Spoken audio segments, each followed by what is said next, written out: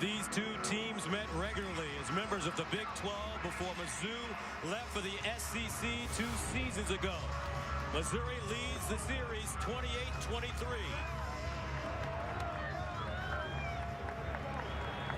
The 13th ranked Oklahoma State Cowboys ride into North Texas, having won 7 of their last 8 games. Led by a balanced offensive attack and a ball-hawking defense, the Pokes are looking for their first Cotton Bowl win in nearly 70 years.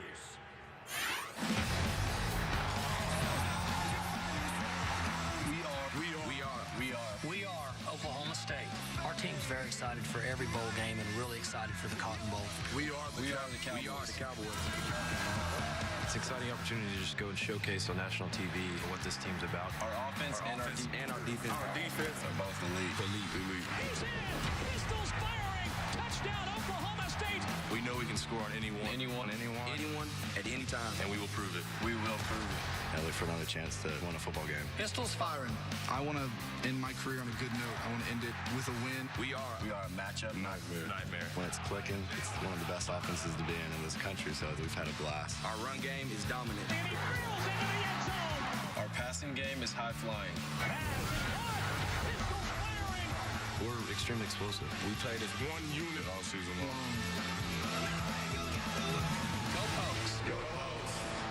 Led by head coach Mike Gundy, the Oklahoma State Cowboys.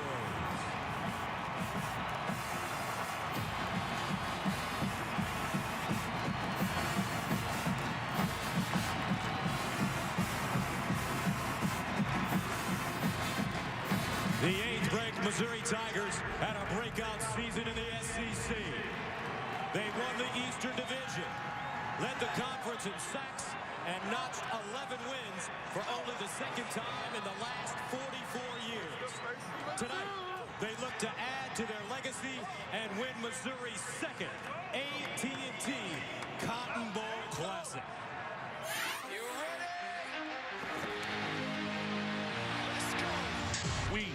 We are Missouri. Missouri. We were the champions of the SEC East. The Tigers win the SEC East. We are here in Dallas. Representing the SEC. This is a big game. We want to end the season the right way. Josie cuts it back left. Dives into the end zone. Touchdown, Missouri. We shocked the world this season, not ourselves. We know that we could beat anyone, Anytime, anywhere. Pressure running up the middle. Dives into the end zone. Touchdown, Missouri. Our confidence is just through the roof. We played as a team all year. No one could stop us. No one. Josie running left. Cuts it back right to midfield. Beasley to the house. Josie explodes for 57 yards. We're known to dominate teams, and that's something that we really take pride in. We will lay it all on the line in the Cotton Bowl.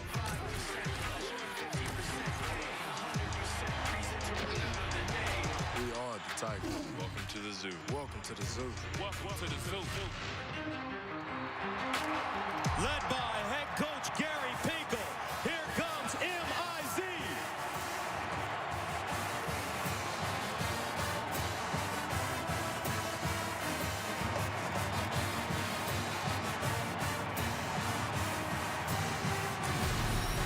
Coming up, the coin toss. Missouri, Oklahoma State on Fox right after this.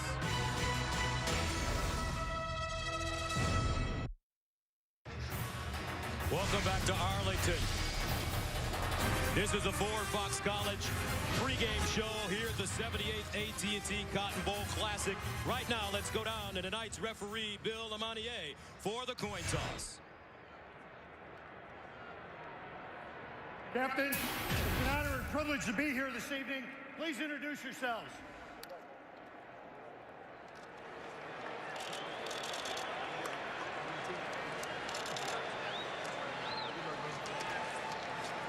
Captains, the coin we have for tonight's toss, on one side, the Oklahoma State University logo, and on the other side, the Missouri logo. So it'll be easy tonight. Whichever side comes up wins the toss. We're going to ask, and we're honored to have Andy Geis from AT&T here to do the coin toss.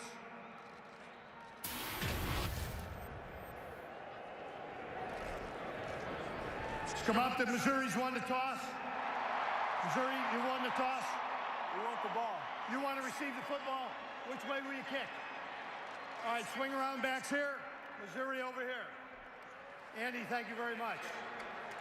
Coming up from Arlington, Texas, about 18 miles outside of Dallas, it's the 78th AT&T Cotton Bowl Classic. Over 80,000 in attendance. We'll have the opening kickoff right after this.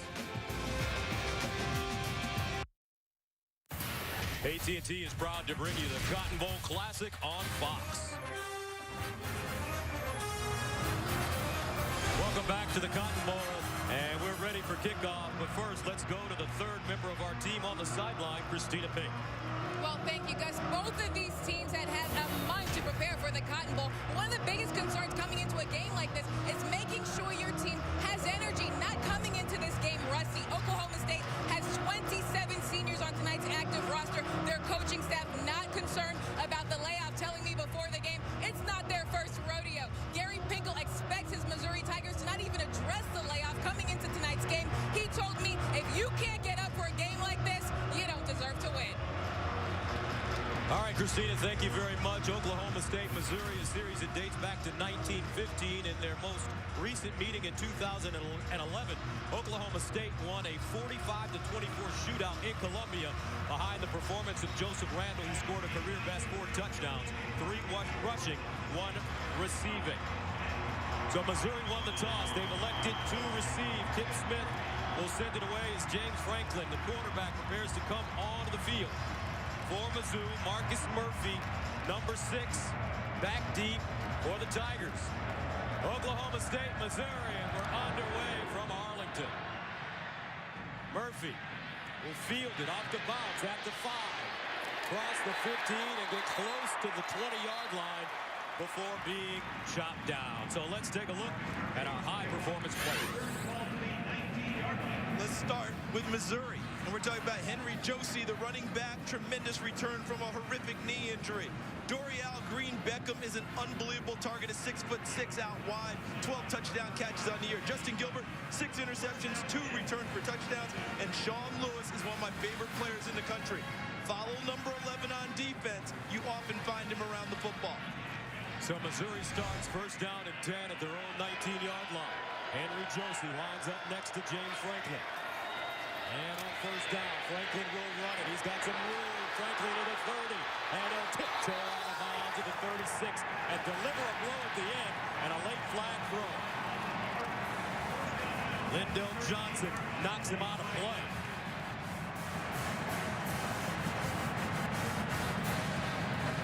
And I think that his left shoulder is completely healed after that last hit. Following the play, personal foul, late hit, 27, 15-yard penalty, automatic first down. Look at the end of the play. See Lindell Johnson, 27, in the white, delivering the hit on James Franklin and taking him over the sideline. It appeared to start in the field, but he carried it through the sideline, and they're going to protect quarterbacks. Remember, Franklin injured his shoulder against Georgia. He appears to be completely healthy tonight. First down and 10 of the 47 after the 19-yard gain plus the penalty.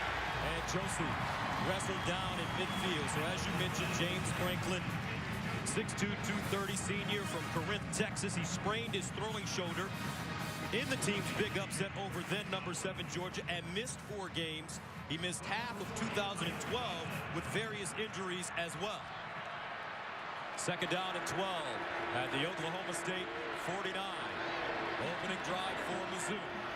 Here's Franklin with time, in trouble, and Franklin will go down. Great pressure, Jimmy Bean, first man to it. And the reason Jimmy Bean is able to get there, look at the coverage by Oklahoma State. Everyone's swallowed up by the coverage of the Oklahoma State Cowboys. So if you got nowhere to go with the football and you decide to flush, you better hope the pass rush hadn't gotten there. Jimmy Bean was there first. Tyler Johnson, number 40, the opposite defensive end, was there second. Brings up third down and 12 at the 49. Franklin out of the shotgun with Josie. Here's James Franklin setting up deep in the pocket over the middle. Picked off! Already a turnover. This is Gilbert, one of the nation's best, and he'll return it to the 45. Justin Gilbert, Oski, and Oklahoma State is in business.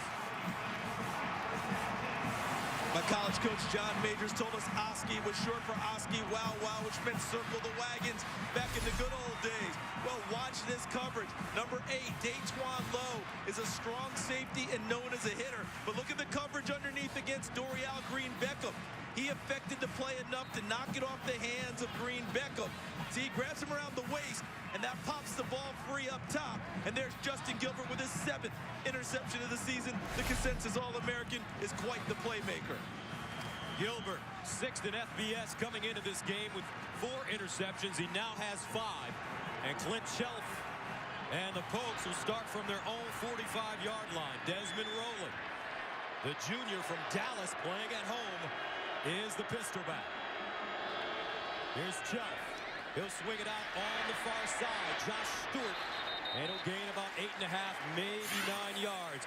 And our high-performance players on both sides. It's simple. The pass rush from Missouri comes at you. So Daniel Koenig and Brandon Garrett, the tackles for Oklahoma State, have to be tremendous tonight in order to block Michael Sam and Coney Ely, both all SEC first-teamers. And they'll hand it off going the other way. This is Stewart. He picks up the first down as he gets to Missouri 40-yard line. Clint Shelf. Here's a young man that started 7 games this year, the season opener, and the last 6 in between. J.W. Smith started the other 5. First down and 10 to the 41. Chubb swings it out. Stewart, steady diet so far, and he's upended and taken down by E.J. Gaines. Gus, I think these first 2 to 3 series of the game defensively for Missouri are vital. Why? Auburn really dented their confidence in the last game they played. Ran for 545 yards and 7 touchdowns. That chips away at your confidence, chips away at your manhood. They need a confidence boost early against Oklahoma State. 2nd and 8, Shell pumping, and he'll just dump this one into the turf. So with that in mind, let's take a look at the Buick keys to victory. Well, one of them has already played out. Oklahoma State's defensive backs called the no-fly zone. They have an interception on the first series. For Missouri, what's the rush? On defense, the defensive ends getting to the quarterback. On offense, can they run the ball as effectively as Auburn did against Missouri? 3rd down and 8 at the 39. Shelf out of the shotgun. Here's Shelf, quarterback run. He's got some wheels, but he can't get outside and break the tape. Andrew Wilson with the tackle. So right now, you're sitting in a spot where if you punt the ball away, you're worried about it just going into the end zone. I think you stay on the field and run offense here. You feel good about what you've got. Well, it looks like Mike Gundy's going to go ahead and try and punt the ball away and kill it dead. But if I'm Missouri, I'm in what they call punt safe. I make sure that he actually punts the football. This is prime territory for faking it if you decide to. So Kip Smith stands at his own 49-yard line. Marcus Murphy back deep inside the 10. End over in Darren Bennett. Austin kick, and it dies inside the 10-yard line. So a terrific job by Kip Smith pinning Missouri D. The Oklahoma State defense forcing a turnover on Missouri's first try. We'll see if they can do it again right after this. All right, how did these two teams get here? Here's how the season went for Oklahoma State. They won 7 of their last 8. What was the signature win? Over number 4 ranked Baylor in Stillwater, a demolition of the Bears. For Missouri, 4 wins over ranked opponents in the SEC. Henry Josey's return and their signature win over Johnny Football and number 19 Texas A&M. That led them to an SEC East championship and a date with Auburn in the SEC title game. So James Franklin back on the field after throwing the interception off of a deflection. He'll start at his own 10-yard line. Don't expect him or the Missouri offense to be daunted by that. With a wide receiving core that looks like an NBA roster of 2 guards and small forwards, expect them to continue to push the football downfield. First down and 10 at their own 10. Henry Josey running right this time. In room, cuts it inside, gets to the 20. And Josey all the way up to the 25. Caleb Levy, the middle linebacker, with the tackle. One of the great stories in college football is Henry Josey. A couple of seasons ago, ran for 1,000 yards, but blew his knee out, blew everything you could blow in a knee out. Came back 17 months later, 1,000 yards this year. Josey again. He gets to the 30. Here's a young man that is from right here in Arlington, Texas. And the last time they faced Oklahoma State, Josie, 25 carries, 138 yards. And one of the things about him is after the return, you wonder, is he going to have a little hitch in his giddy-up? Is he going to have a loss in speed? None of that. In fact, he's actually matured as a runner, better vision, better cutting ability, and he is their lead back and gets his speed from his father, who ran a 10-1-5 while in high school himself. Second down and 3 at the 31. Franklin out of the gun. Underneath, deflected again. Dangerous. Shamil Gary, the strong safety, free safety. Watch him in the back to the left of your screen. Just sees the coverage and rotates to it and eats it up. Right now, you got Oklahoma State doing an excellent job. There's my man, Sean Lewis, getting a hand on the football. Very active playmaker. They're sitting on the shorter routes now. Missouri's got to push them a little deeper in order to create space. Franklin with time now. Turns it up. Franklin, nice move, gets to the 40, picks up the first down. James Franklin showing his elusive running abilities. And not only that, what does he show us at the end? Maturity. Remember, injured shoulder against Georgia. Now he goes down, gets all he can, protects himself, keeps himself in the game as the starting quarterback. He gained 11 yards. Franklin close to 500 yards rushing this season. He'll throw it now. Dances out of the pocket to the sideline. And that's Green Beckham with the reception, but out of bounds.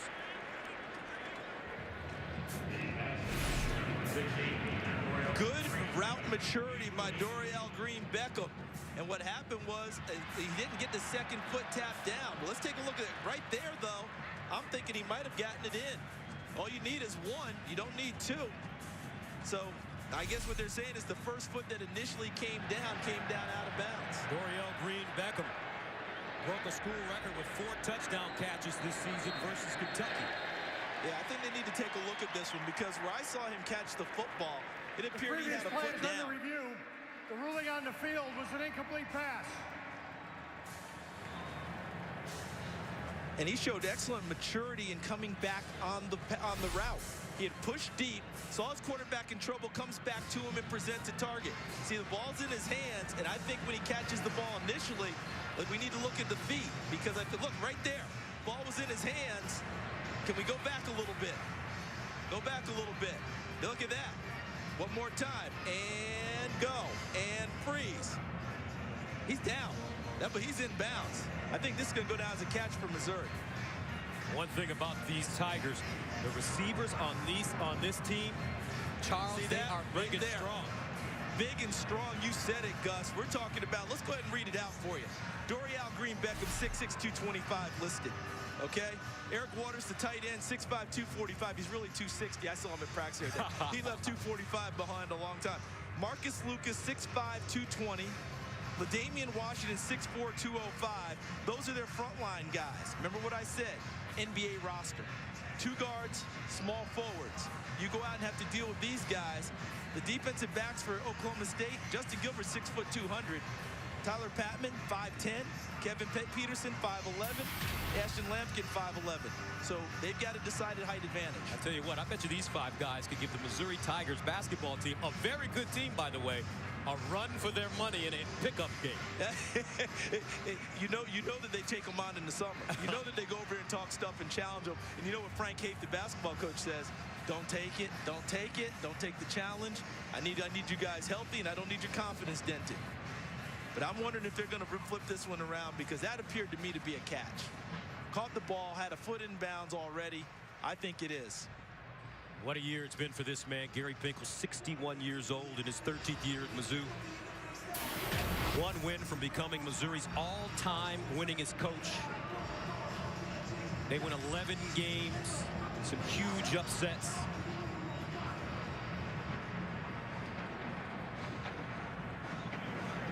Following the video review, it's been determined that the receiver had a foot down inbounds.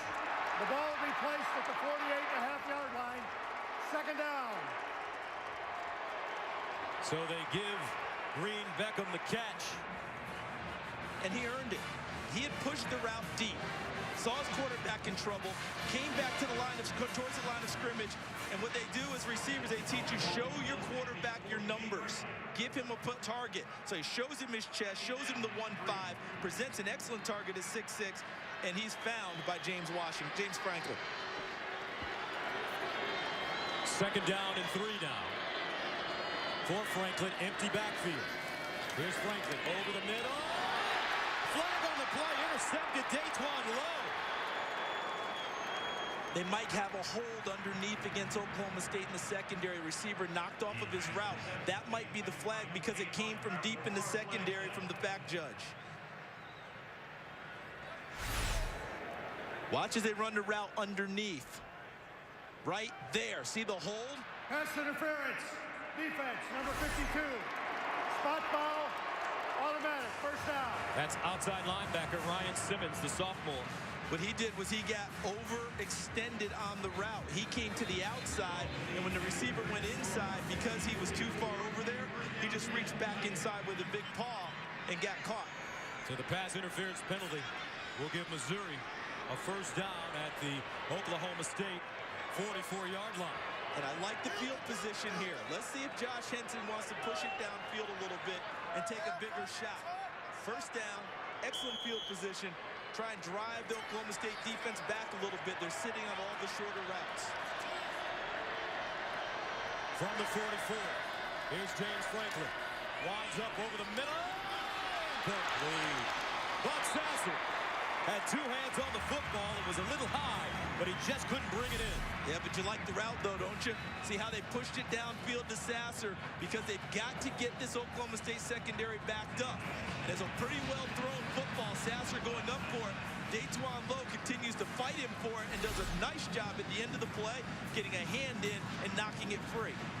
Second down and 10 at the 44. And they'll hand it off. This time it's Hansbrough. He cuts it back with some room and picks up a first down. Another sophomore from Arlington, Texas. Josie and Hansbrough, both homeboys here in Arlington. Watch the cut. See the vision and boom, gets upfield vertically. Finds the gap and cuts it back inside for a first down pickup. So a gain of 10. First down at the 34. Second drive of the game for Missouri. Hansbrough, and this time, he won't go anywhere. Terrific job, Jimmy Bean. Already coming up with a sack, now a tackle for a loss. The thing about these two teams is that they are both exciting on offense, but they both preach takeaways and get that done on defense. The band is going to play for big plays for both teams. You just don't know which band. That's Glenn Spencer, defense coordinator for Oklahoma State. They take the ball away and they create lost yardage plays in the backfield. Evidence the last play. Second down and 14 at the 38. Franklin underneath and incomplete. Intended for Marcus Lucas, the senior from Liberty, Missouri. Sean Lewis, the outside linebacker, number 11, all Big 12. It's just a playmaking machine at the outside linebacker position. He had the coverage on the last play and forced the incompletion. So coming up, the 10th play of the drive that started at the Missouri 10. Third down and 14 at the 38. They need to get inside the 25 for a first down. Henry Josie back in the game at tailback. Beware of James Franklin's legs here. Franklin steps up to the sideline, incomplete. Green Beckham, the intended receiver. Oklahoma State's Kevin Peterson covering, so the Cowboys bend but don't break.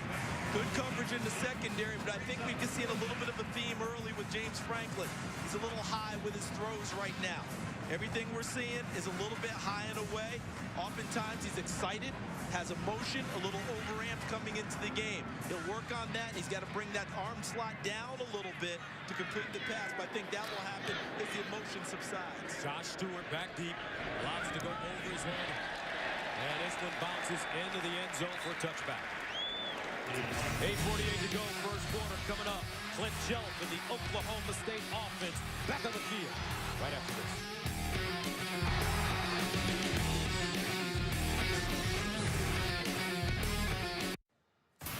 AT&T is proud to bring you the Cotton Bowl Classic on Fox. The spectacular looks from just above the field is from our AT&T Sky View camera. Gus Johnson, Charles Davis, Christina Pig with you from Jerry's World. And indeed it is. Mr. Jerry Jones has built the Taj Mahal of all stadiums. Cowboys back on the field for their second possession. First down and 10 from Clint Shelf, the senior from Enid, Oklahoma. He'll start from his own 20.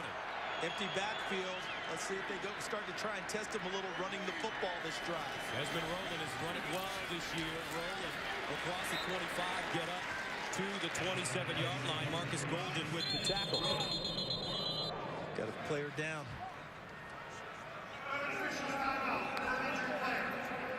Looks like Brandon Garrett, the junior from Deer Park, Texas. And if he's out, then Chris Grisby will come in to replace him. They split time at the right tackle position anyway. 8:37 to play in the first quarter. Scoreless game so far, the 78th Cotton Bowl Classic.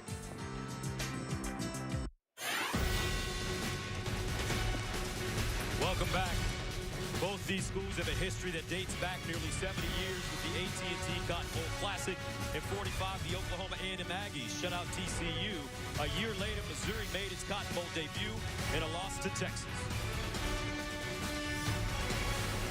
Pretty good history for the two sides dating back with this game. Mike Gundy watches as Brandon Garrett has to be carted off the field. Garrett, a junior college transfer who started 3 games his first year at Oklahoma State. Starting right tackle for this game. He and Chris Grisby had been splitting time at right tackle, so Grisby will come in for him. But I think Marcus Golden, in making the tackle on the run by Desmond Rowland, was the one who actually, his body clipped into Brandon Garrett's body and caused the injury. Attended Deer Park High School in Deer Park, Texas.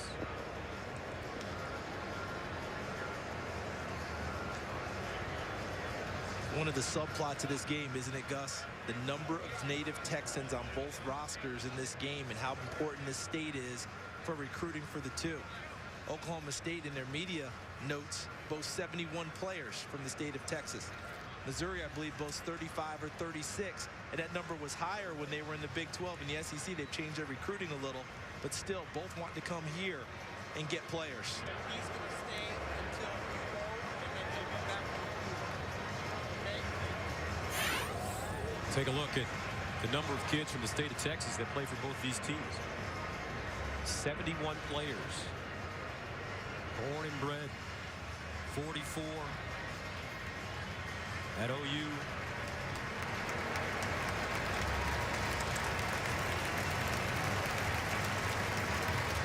Missouri with 35. And I think that that's helped both teams coming into this game, because, Gus, both of them had really tough losses, as you hear the ovation for Brandon Garrett. Garrett with the thumbs up as he heads off the field. But to finish my point, Oklahoma State losing their last game, they would have won the Big 12 championship. That's a huge disappointment, especially to your arch rival Oklahoma. Missouri loses the SEC title game against Auburn. Both teams naturally would be down a little bit coming into this game. But I think that their salve was coming here to Dallas, to the state of Texas.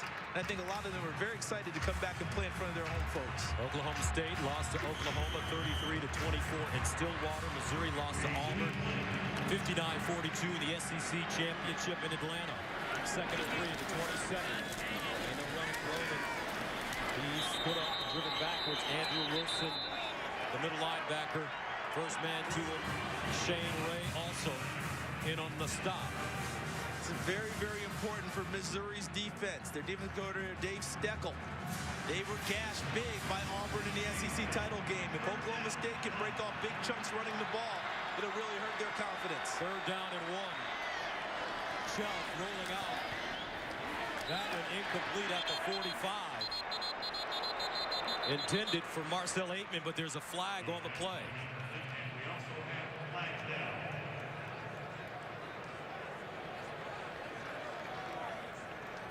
Ineligible receiver downfield, number 51. That penalty's been declined. 4th down. There's Coach Steckel, Dave Steckel, defensive coordinator. All right, we're 2 series in for Missouri.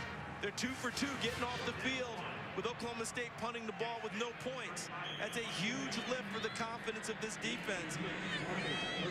Kim Smith will punt it from his own 14. Marcus Murphy back deep at the 30. Murphy stays on his feet, gets outside. Murphy gets a block. No flag. Murphy still running, and he's down inside the Cowboys' 40-yard line. Murphy got a sensational block. A 44-yard punt and a 38-yard return. The last time we were in this stadium, Gus, remember Cliff Kingsbury at Texas Tech? Fortune favors the bold was his motto. It looked like Marcus Murphy should have fair caught the ball. Looked like the coverage was good, but he was bold. Took the football, got upfield, got some good blocks. Look at the block there at the end of the play. Daniel Easterly. Yes. With a terrific block for Coach Pinkel to spring Murphy. And all of a sudden, Missouri has the football at the Oklahoma State 36. And it's prime territory to take the big play if you want it. Let's see if they want to run the ball or try and use these big wide receivers. And after the return, Murphy will stay in the game at running back. And they give it to him. Trying to squeeze through the hole, drag down to the 34. He'll pick up a couple. Jimmy Bean again. But they were fortunate there because James Castleman came through and was there at the mesh point where he was handing the ball off to Murphy. Fortunate that the ball did not pop free on the exchange. 9 rushing plays, 57 yards for the Tigers. 2nd down and 8 at the 34.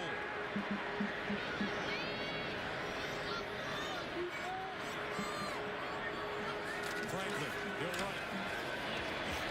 Not a lot of room as he squeezes through.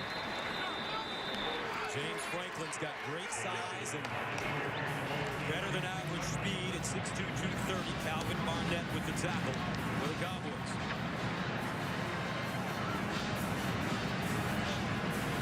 That allows Oklahoma State to change defenses now, get into their cheetah package, a little more speed on the field to cover and try to rush the quarterback. They have to do it warily, though, because of the legs of James Franklin. 3rd down and 6 at the 32.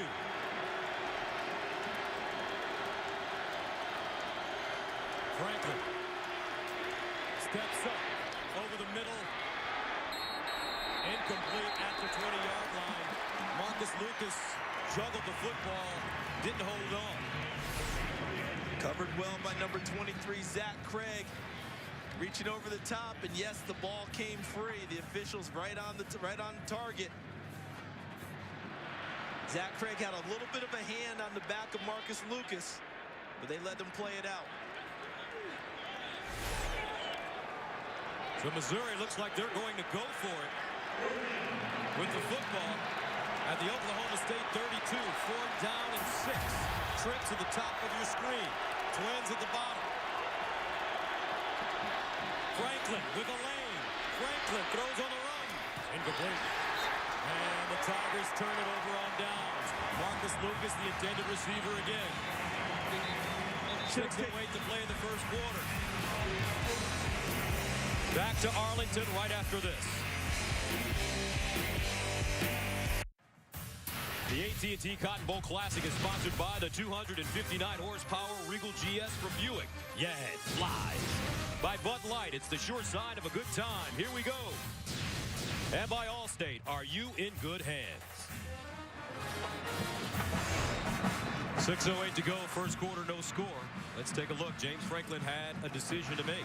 Yeah, and it initially appeared to me that he should take off, but watch Sean Lewis, the linebacker. Because I thought here James Franklin should flush and go, but here's what happens. At this point, Sean Lewis is making a beeline right there for him.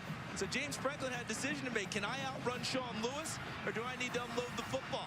And he unloads it incomplete. And right now, I think we're seeing a little bit of the effects of 35 days off for both teams. Just a little bit off in trying to run offense for both squads. First down and 10 now for the Cowboys at their own 33. Shelf on the play fake. Now he has a lane. Shelf Throws on the move and intercepted. E.J. Gaines.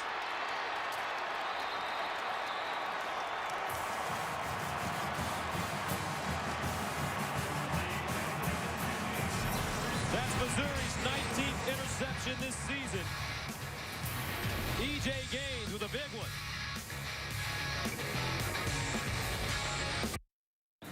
Dr. Pepper is awarding 23 one-of-a-kind fans each $1,000 in tuition during tonight's AT&T Cotton Bowl Classic game. Follow Dr. Pepper on Twitter and tweet what you aspire to be with hashtag Dr. Pepper Tuition to enter for your chance to be one of the lucky 23 winners. $1,000 on the line. Gus, we had mirror plays, really. E.J. Gaines gets an interception. James Franklin threw an incomplete pass when he was flushed by Sean Lewis, but on the last play, Kentrell Brothers flushed Clint Chelf, and he ends up throwing the interception to E.J. Gaines. 5th interception of the season for E.J. Gaines. First down and 10 at midfield. Franklin off the play fake. Down the field and incomplete. Green Beckham, the intended receiver. Franklin 1 for 9, 7 yards and an interception. But I like the thought process of Josh Henson, the offensive coordinator. He's seen how Oklahoma State is snugging up on receivers. Good field position, 1st and 10. Take the big shot downfield. You've got to try and back those corners and underneath coverage off of his receivers in order to create the room to run the bubble screens that they like so much. 2nd down and 10 at midfield.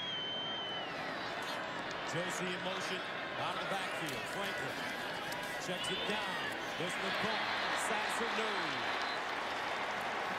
And as you mentioned, these teams have been off for more than a month, and you can see the rusting on both of them. A little bit rusty, and as you just called it, the drops have been an issue. Because this ball is thrown well enough that Beckham Green could have had that one. Bud Sasser here on this one. Marcus Lucas on a 3rd down play on the last possession, and right here, Sasser bookends it with another drop on the inside screen. 3rd down and 10 at the 50.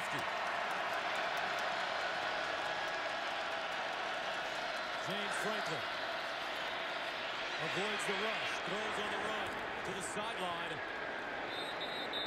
LaDainian Washington makes the catch. Looks like it's good enough for a 1st down. Well-schooled receivers because they know when their quarterback's in trouble.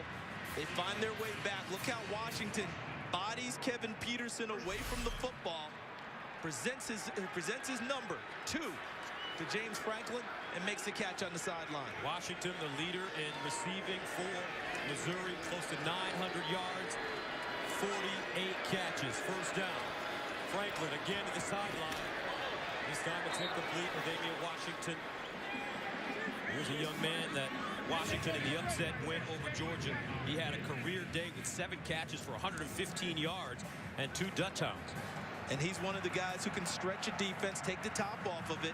But he's had turf toe for about the last month. Has limited him in practice and been very painful for him. 2nd and 10 at the 38. Marcus Murphy checks in at running back.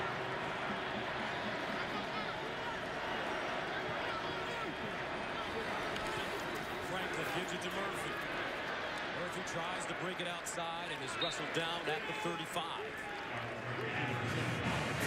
Glenn Spencer, the defense coordinator for Oklahoma State, is playing a lot of what we call cover 1, which is man-to-man coverage with a safety free in the middle to take care of everything else. So what that means is Missouri's wide receivers, highly touted, they have to win their one-on-one battles in coverage. 4-yard gain, 3rd and 6. At the Oklahoma State 34. 4-receiver package, 3 at the bottom.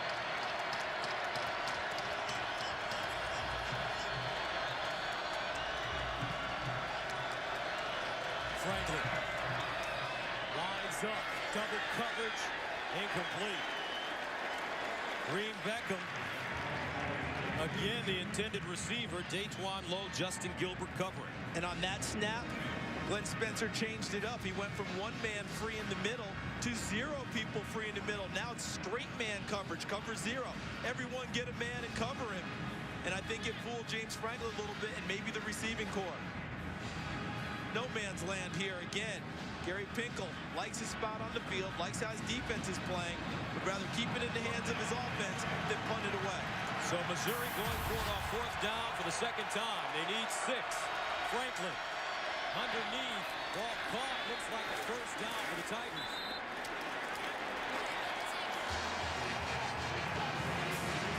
A lot of trust in a senior quarterback. Jimmy Hunt with the reception. Look at Hunt, understands where the line is, gets close to it, and then powers his way to the 1st down. So on 4th and 6, Missouri gets 8. 1st down at the Oklahoma State 26. Franklin, sideline, and Green Beckham with the catch as he quickly turns and goes out of bounds. And they call it an incomplete pass.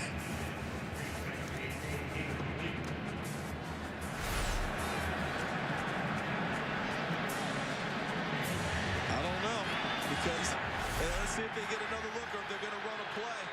Because I think he had the foot down on 1st again. I think Green Beckham's going to get it done twice. Previous play is under review. Let's take a look. There's Gilbert trying to get a hand involved. There's the ball, and look at the foot. In the hands of the receiver. Now, is he juggling it? Is he bringing it in? That's going to have to be the determination because the first foot that hits outside is out of bounds. Let's see how he catches the football. All right, as they roll it, I think that's a catch. He wasn't juggling it, bobbling it, or anything going out of bounds. I think he had possession with a foot in bounds. Another nice job by the big wide receiver, Dorial Green Beckham, the #1 rated recruit in the country 2 seasons ago. Ruling on the field was an incomplete pass. Let's bring in our rules analyst in Los Angeles, Mike Pereira. Mike, your thoughts on this play? Interesting, just like the first one to me. You know, he gets control with the left foot on the ground inbounds before the right foot hits out of bounds. Is there any movement of the ball? I don't think so, because watch the left hand here. The left hand secures the ball there. He brings it into the body with that left foot already on the ground before that right toe hits. Post play, but it's almost identical to the same type of play we had before. Left toe down, left foot down, then the right foot hits. So you're saying definitely a catch, Mike? I'm with you, Charles. I never go against anything you say, by the way. In that case, you're in big trouble, Mike. Thank you. And if it is called a catch, it will be a 6-yard gain.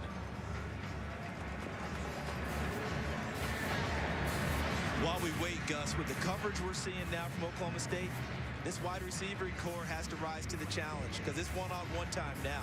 And any receiver we know loves one-on-one coverage, right? That's right. So they've got to win on the outside, on the perimeter, because that's what Oklahoma State's saying. You've got to beat us out there. With our defensive backs, you've got to do that. This is the opportunity for Missouri with what the coverage we're seeing early in the game.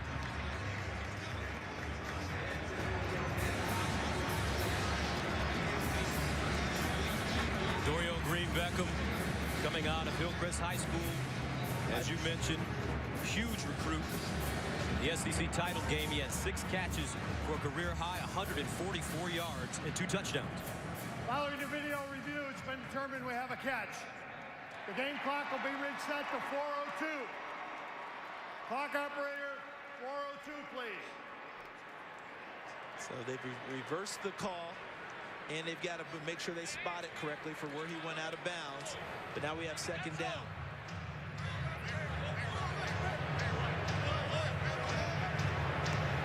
Gary Pinkel led Missouri to the 2nd biggest improvement from 2012 to 2013, from 5 wins to 11. Biggest improvement from one year to the next in Missouri history since 1899.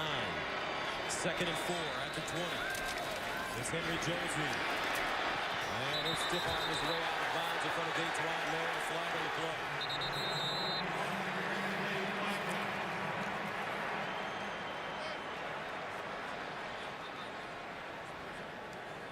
That was well blocked by the Missouri offensive line. Personal foul, face mask. Number 8, defense. at the distance to the goal. Automatic first down. Watch the end of the run. Dave Twombro right there. Got a full grasp of the mask of Henry Josie, who in the SEC championship game was run out of bounds and run into a sideline cart. A safer, softer landing here at the AT&T Cotton Bowl as he goes over the sideline into a cushioned, padded section of advertisements. So Missouri with the football, first and goal at the Cowboys 6. Josie breaks it back, still running, and finally taken down inside the 5. And Caleb Levy with the tackle in the middle. Tyler Johnson as well. What Missouri likes to do down here is make James Franklin a primary ball carrier. Don't be surprised if they spread it out, go empty set, and use a lead with a guard pulling for Franklin with a quarterback draw type action. Franklin in the shotgun.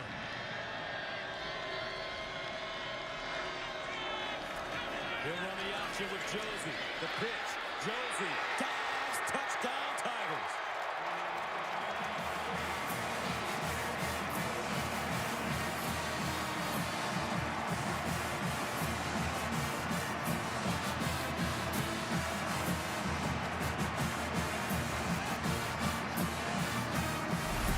It was a quarterback draw, but watch the option with Josie as the option man.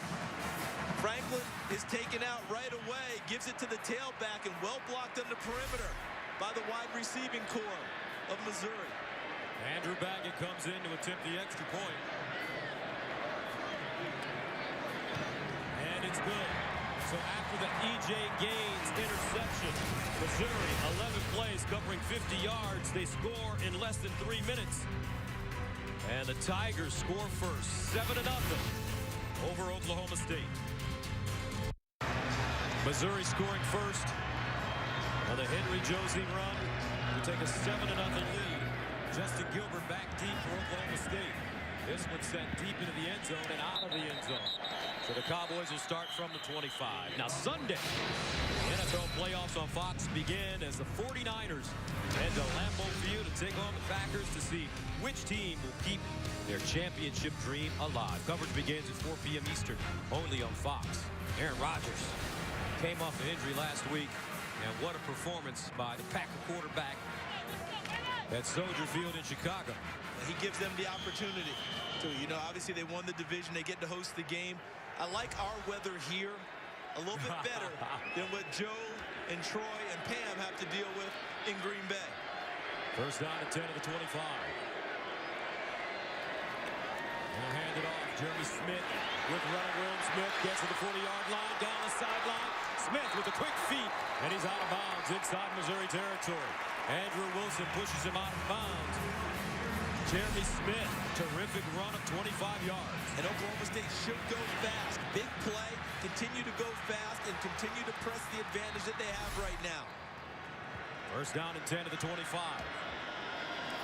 Chuck, quick strike. This one caught by Charlie Moore. And Moore will gain about 7 on the play.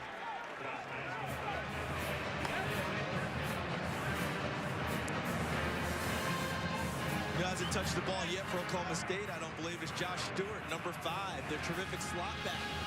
Opportunity now to think about getting the football to him. Second and 3. Smith. And Smith will gain a yard and a half on the play. Harold Brantley, the redshirt freshman, comes up with the stop. And this is where the test continues for the Missouri defense. Gash so big in the SEC title game. So far, I think their run defense overall is holding up well tonight, save the last run by Smith. Third down and short. Cowboys need a yard. Stewart in motion. Rolling straight ahead. And he'll pick up the first down. Let's go downstairs to Christina P. Well, Gus, an update on Brandon Garrett, the starting right tackle for the Cowboys. We saw him carted off the field earlier in the game with an injury to his leg. He was transferred to Texas Health Arlington Memorial for further evaluation on that leg injury. I'll keep you updated as more info comes available. Gus? All right, thank you very much. First down and 10 at the 40. of Missouri for the Cowboys. Rolling in the backfield. Chell pulls it out underneath. Stewart. He's got wheels. Oh, what a move. Broke it inside. And Oklahoma State's on the board. And you said it, partner. Get it to Josh Stewart, number 5. A tremendous playmaker. Stewart's here in the slot. Will just get into the inside of the defense. Chelf lets him clear the linebacker, which was Darvin Ruiz, number 12, and he gets right into the heart of the defense. And then after that, when the ball's in Josh Stewart's hands, off he goes. He's played here before in high school. Denton Guyer High School won a state championship on this field before. 15 touches a game for Josh Stewart. Should be the number for Oklahoma State. Big Rogan comes in to attempt the extra point, and it's good. 1:44 to play in the first quarter. We're tied at 7. Josh Stewart. There was another man that played in this city called the Playmaker.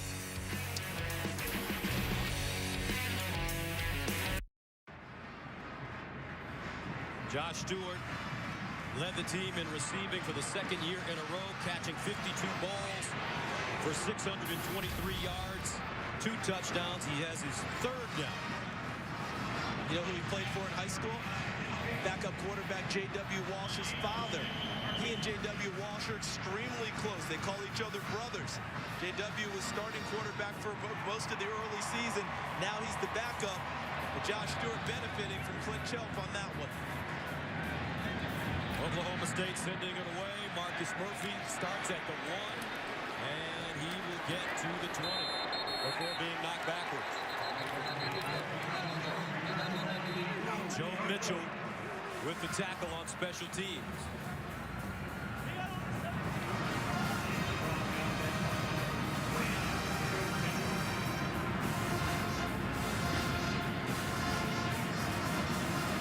So it looks like both teams have settled down a bit. Yeah, I think we've seen the emotion early. We've seen the layoff rust start to get knocked off. Christina Pink talked about that at the top of the show. And now I think we're starting to settle in and get the football we've seen from both of these squads throughout the season. Henry Josie has been effective. 6 carries, 32 yards, and a touchdown. Not in the game now. Russell Hansbrough with James Franklin. Franklin to throw. Franklin to the sideline. Incomplete. Intended for Jimmy Hunt. Daquan Lowe, the safety, covering out wide. And I think Oklahoma State's fortunate there's not a flag. I thought Lowe was, I know he had excellent coverage, but I thought he might have gotten their account too soon. Let's take a look. Yeah, he's there. And he's draped on him right there. They let him play it out, as we've seen throughout this season. A lot more, I think, of the officials letting them settle it themselves on the perimeter. Franklin, 4 of 17 in the first quarter. 2nd and 10.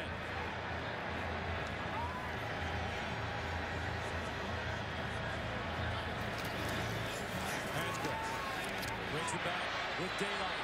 And Hansbrough. Nice gain. Lindell Johnson comes up and makes the tackle. But Russell will gain 8 yards. These 3 running backs for Missouri really are in triplicate. Look at the cut and the vision. That's the 2nd time we've seen that from Hansbrough tonight.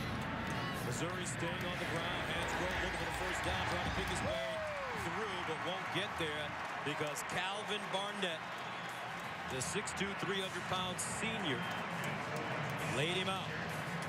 And the one thing that Missouri lacks really is that big back in short yardage situations. You're talking about 3 running backs who are 5'10", 5'9", 5'9", and less than 200 pounds. So who do you go to? Typically, that'd be James Franklin at 230 in short yardage. They don't pick it up. So Christian Brinzer will come in to punt. He stands at his 14. Josh Stewart, very dangerous. This one off the side of Brinzer's foot. And it's caught by the up back at midfield, Charlie Moore. And Moore will get out of bounds inside Mizzou territory. A 30-yard punt and a 13-yard return. What an intelligent play by Charlie Moore. You got to like what they did in the special teams, getting people back to help cover the full length of the field so the ball doesn't hit. See Moore right there's the up back. Instead of letting the ball hit and bounce and possibly roll and lose yardage, he realizes he's clear, catches the football, gets upfield, and gains additional yardage for Oklahoma State. The area of hidden yardage now gives them the ball on the plus side of Missouri's 50-yard line. So the Cowboys will start at the Missouri 48. Desmond rolling in the backfield. Shelf to throw it over the middle. This ball caught and first down for Oklahoma State. Tracy Moore with the reception. Cowboys getting to the line of scrimmage quickly.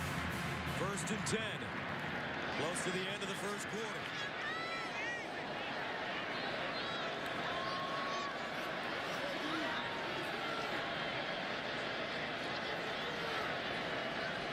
Shelf. Up high and incomplete. Marcel Aitman, the intended receiver. Yeah. And that takes us to the end of the first quarter with the score: Oklahoma State 7, Missouri 7.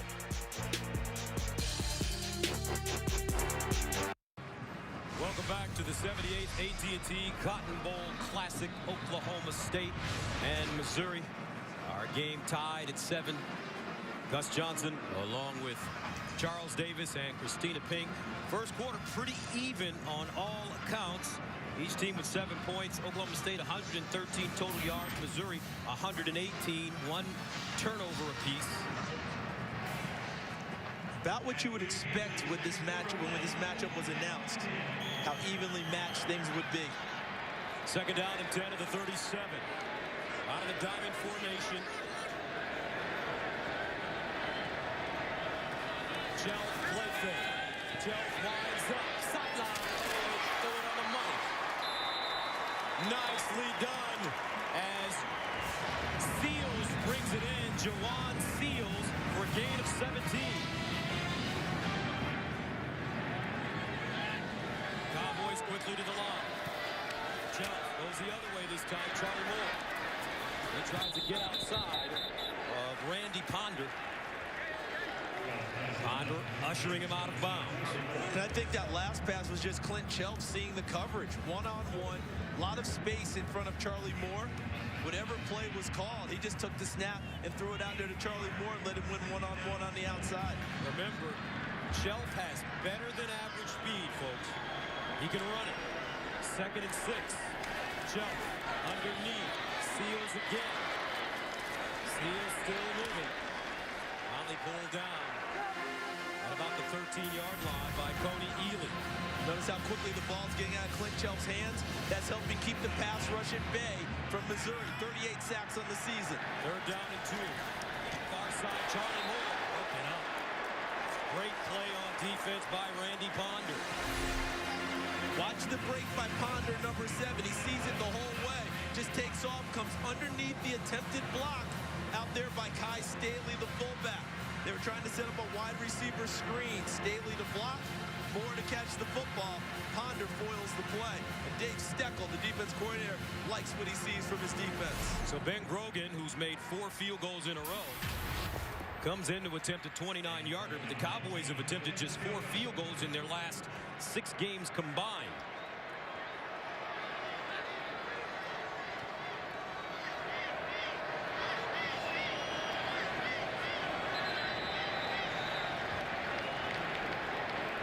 Delay game.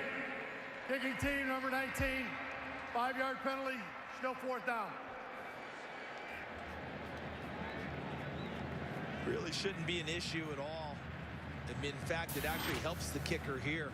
Those shorter kicks, when you have to alter your leg path and your sweep, and you're punching at the ball instead of getting the full, the full push through it.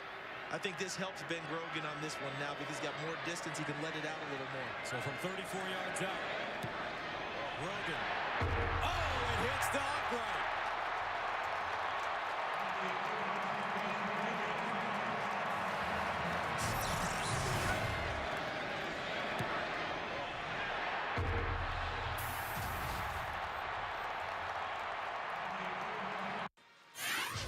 Let's recap this one for you. Big D, Oklahoma State, and Missouri, each with a turnover. Henry Josie plunges in for the first score of the game, but Josh Stewart answers with an electric run. And then the Cowboys with a missed opportunity. That is some sound, isn't it? Yes, it is. And I just wondered, did Mike Gundy hear that sound on the sideline through his headset? Because this may alter what he does the rest of the day offensively. Without confidence in his field goal kicker, he may tell his offense coordinator to position himself more to think about third and fourth downs and going for it. And a new quarterback in, Matty Mock. For James Franklin, Mock runs it and gets to the 24-yard line. Ryan Simmons with the tackle. Not unusual for Missouri. Matty Mock came in and helped save their season when James Franklin was hurt. And when Franklin came back, they kept pledging to give Matty Mock a series or two per ball game. He's getting his opportunity tonight. He started the 4 games that Franklin missed, went 3-1, losing to South Carolina in double overtime. Mock hands it off to Josie. Flag on the play. Josie turns it up with a burst of speed. Josie stepping out of bounds in front of Daquan Lowe, but let's see. There is a flag. Usually not a good area for the offense because I believe the umpire threw the flag in the middle of the line of scrimmage. Personal foul, shot block, 61 offense. Half the distance from the previous spot. Made second down. That's the left guard, Max Copeland. All right, there's Copeland here. Let's see if someone's engaged up high with the chop block. See what happened there is that when the guy's engaged, because Justin Britt, 68, came over the top, you got the illegal chop when he's engaged up top. You can't do that. If you just take him by yourself, you're okay. The 2 people involved, that's a safety rule, and they put that in a few years ago. Justin Britt, all SEC, number 68 at left tackle. Gary Pinkola, very smart coach. Matty Mock is a redshirt freshman. He knows that James Franklin will be leaving after this game, and your quarterback will be number 7. 2nd and 18 at the 12. Mock steps up in the pocket, and he'll run it. Matty Mock, first down. Look at him go. The redshirt freshman crosses the 45. That's a gain of 35. One of his strengths is that he's also a dual threat. And look at this. He sees it, looks for the pass, doesn't see that. But once he finds the lane, stings the defense by using his feet and traverses downfield for a big gain. Matty Mock will get the first call in the spring, but he'll have to fight for that job. They have another quarterback named Eddie Prince who will press it.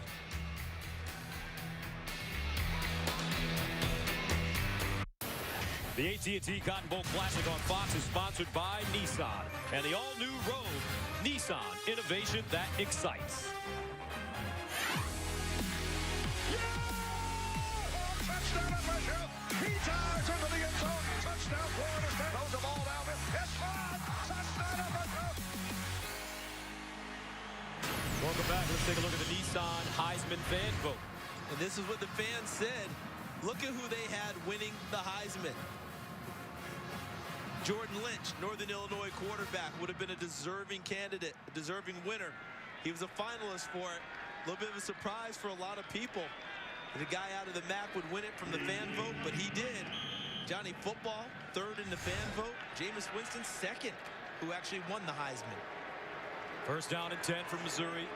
Matty Mock in at quarterback for James Franklin. Marcus Murphy, the tailback.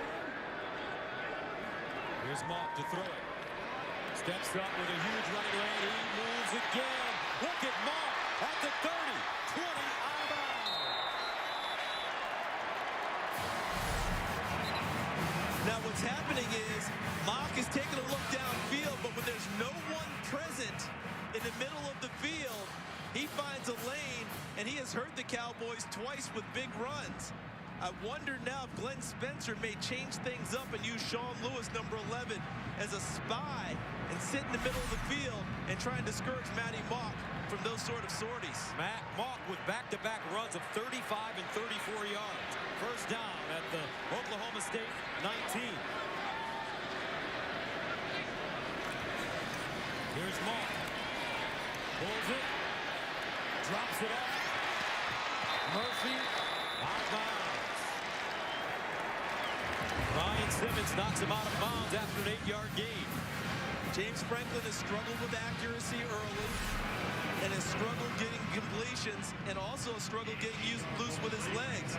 Matty Mock went through his progressions, able to bounce out in the pocket and find an open receiver. He's injected real energy into this Missouri offense. Second down and 2 at the 11.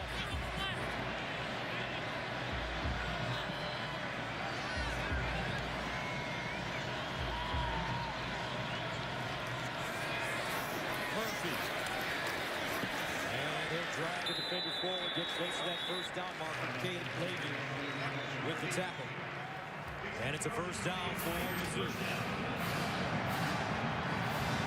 Missouri wants to throw the football here with these wide receivers. The matchup I would like would be Marcus Lucas, 85, working against the safety.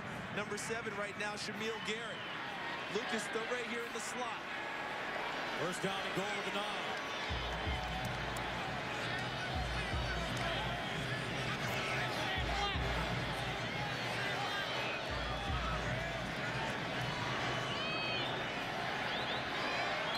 That's a movement on the right side. False start. 65 offense. 5-yard penalty. Remains first down. It's a long time that you're asking your offensive linemen to hold in there. With all the changes, getting the play called, you're asking a lot out of those big guys to hang in there. Mitch Morse ends up getting the penalty. When we saw him last in 2011, he was a backup center. Now he's a high-quality starting right tackle for Missouri. First down and goal at the 14. Here's Murphy. Hits outside. And flag on the play. Flag thrown at the 14-yard line. Caleb Levy, Tyler Patman combining on the tackle. 61, Brown. 61. Ryan. Holding. Offense, number 61. 10-yard penalty. Still first down. That's Copeland. Another terrific story in college football. Not on this play, but his overall story. Max Copeland, a walk-on from Billings, Montana, who only wanted to play at Missouri. And you see him holding there on number 99, Calvin Barnett. They told him he'd never play at this level if he didn't go to Montana or Montana State. He proved them wrong. And a terrific student, a graduate student already in physics. Henry Josey back in. Matty Mock throwing the fade in the corner. Touchdown! Marcus Lucas!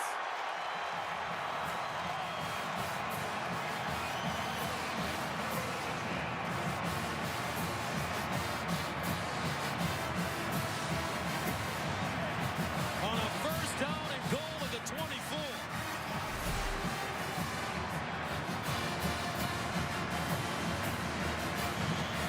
Marcus Lucas, wide receiver, running a lot of the tight end routes that Missouri made famous with All-American tight ends like Michael Agnew and Martin Rucker and Chase Kaufman. And as a receiver, running them against safeties and running them very well. But the big question now, Matty Mock coming in for James Franklin. He's energized the Missouri Tigers. Will he stay or will they pull him? All right, thank you, Rob. 14-7 Missouri. Matty Mock, redshirt freshman quarterback, comes in on his drive, the touchdown drive, 2 carries for 69 yards. He was 2 for 2 for 32 yards passing and a touchdown. And you pose the question, does he stay on the field? Because normally they give him a series or 2 and then they go back to James Franklin. I think with the way Matty Mock is playing right now, you go with the hot hand. It's not personal against James Franklin. It's just business tonight. Go with Mock, and if he cools off, you can always come back with the senior leader in James Franklin. Let's see what Missouri decides to do when they get the ball back. Andrew Baggett will send it away for the Tigers. Desmond Rowland, Justin Gilbert back deep. And Gilbert allows this one to bounce out of the end zone. 1 week from tonight, get ready for the new Fox comedy Enlisted, about 3 brothers trying to get this platoon in shape to be the best that they can be. Enlisted premieres 1 week from tonight on Fox. Yeah, I don't know about that platoon right there. That's gonna be a struggle trying to make sure they're defending our country and freedom, huh? Should be a lot of fun. Oklahoma State down by 7 now. 10:20 to play in the second quarter. We'll start at their own 25. You noted something earlier, Gus, that we haven't seen much from Clint Chelp with his legs thus far. Not sure they like the matchup with Missouri's defense. Maybe that's why they're not running him. And they'll hand it off. Desmond Rollins. Push forward. Donovan Bonner brings him down. And the Missouri defense that really had question marks after the Auburn game. That man took a lot of heat. Defense coordinator Dave Steckel. So far in the early going tonight, they look like the Missouri defense that played so well for 12 out of their 13 games. Chelp in the gun from the backfield. Jeremy Seaton, Desmond Rollins.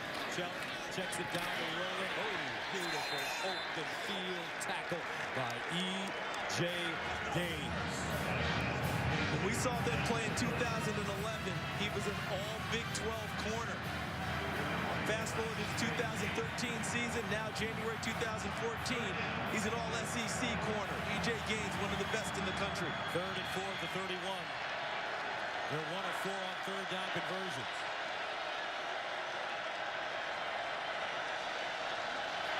Chelp over the middle. Caught for first down at the 41 by Tracy Moore. And Moore, very good size as well. A senior from Tulsa, he's 6'2". And he did it as his father would have taught him. His dad, Tracy, an NBA basketball player. See how he used his body and closed off the defender? Able to keep him away, almost like boxing out on the low post. Cowboys keep the chains moving. 1st and 10 at the 41. Rollins trying to get downfield. Tripped up at the 46. Andrew Wilson with the tackle. Hurry up offense now by Oklahoma State. Chelp, pump fake. Oh, he's got a receiver open. Stewart was open. And he missed the layup. And they'll keep the basketball going here. Watch. They fake the screen out wide that we've seen before, so he slipped it. And now Stewart is wide open. That ball's got to be put on it, but I think part of the reason he missed was the pressure from Missouri in his face that knocked him to the ground, forced the incompletion. 3rd down and 5. Jeremy Smith in at running back for Oklahoma State. Chelp to the sideline. Caught. And a first down for Josh Stewart. Brought down by Randy Ponder. We just saw why Clint Chelp was so well respected by his teammates. He missed an easy play, came right back on a tough 3rd down and put it right on the receiver for a first down. Here's an handoff. Smith. And Andrew Wilson. Big hit in the middle. Boy, as he emulated his father, Jay Wilson, very well. Jay was a captain of the Missouri defense, 1983 graduate. Terrific player there. Left as the all-time leading tackler at Missouri when he left the school, left the franchise, left the school. Needs 7 tackles coming into this game to pass his dad. 2nd and 8. Chelp in trouble and sacked. First sack of the night, and it's Coney Ely. Talk about a terrific football player. And watch Ely out here, the defensive end. He just beats the offensive tackle on an inside move. Well done going inside. I think that was Daniel Koenig who was playing left tackle there. Ely comes inside and gets upfield for the sack. Projected as a first-round NFL draft pick. He may forego his senior season. 3rd and 15. Chelp steps up. Now running. Flag on the play. And Chelp will not get the first down. Finally stopped by Ian Simon, and a flag. Holding. Offense, number 71. 10-yard penalty. Repeat 3rd down. It's Parker Graham. All Big 12 offensive lineman. He's played left tackle in his career, right tackle, right guard. He can play any position. All right, so let's take a look here. That's Graham. Yeah, definitely has a hold on number 90, Harold Brantley. Got the takedown. 2 points in wrestling. Penalty here on the football field. So they back it up. 3rd and 25 at the 38.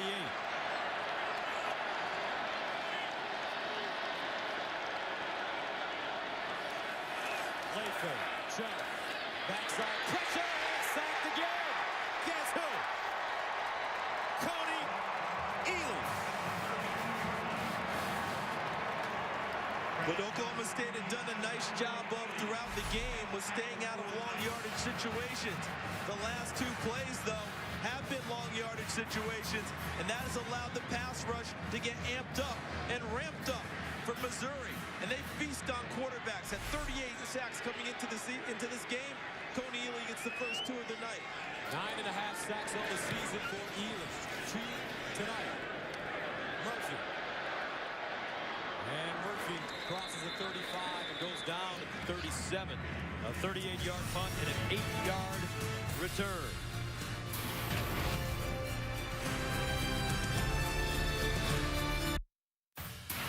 The AT&T Cotton Bowl Classic on Fox is sponsored by AT&T. By Geico, 15 minutes could save you 15% or more on car insurance.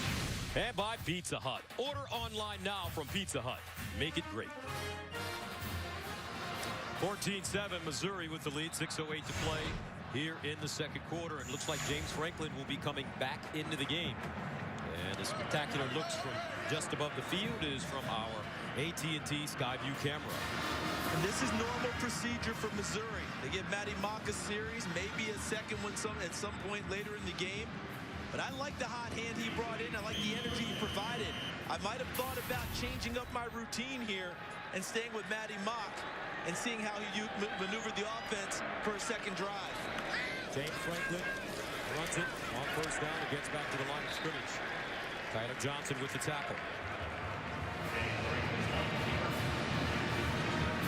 This is a very important defensive series for Oklahoma State.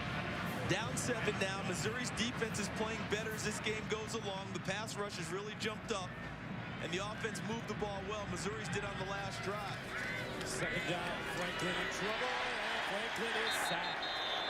Jimmy Bean, we've been mentioning his name since the very beginning of this game. That's his second sack of the night. How about this play with Jimmy Bean? Watch him come inside. He starts upfield, then he loops inside, and it confounds the blocking assignment with Max Copeland, number 61. Yes, Mr. Bean, you got to eat on that play. So that'll make it 3rd down and 18 at the 30 for Missouri. See if they go wide receiver screen here. Franklin drops off. Josie makes the catch. And Josie crosses the 40 up to the 41-yard line. Will not have enough for the first down, and Missouri will punt it away. Sam Wren tracks him down. Had the screen, wrong position. Nice job by Oklahoma State. The defense helping kill a little bit of the momentum Missouri had started to build. There's Glenn Spencer, the defensive coordinator. Has to be pleased with what his stop troops did on that possession.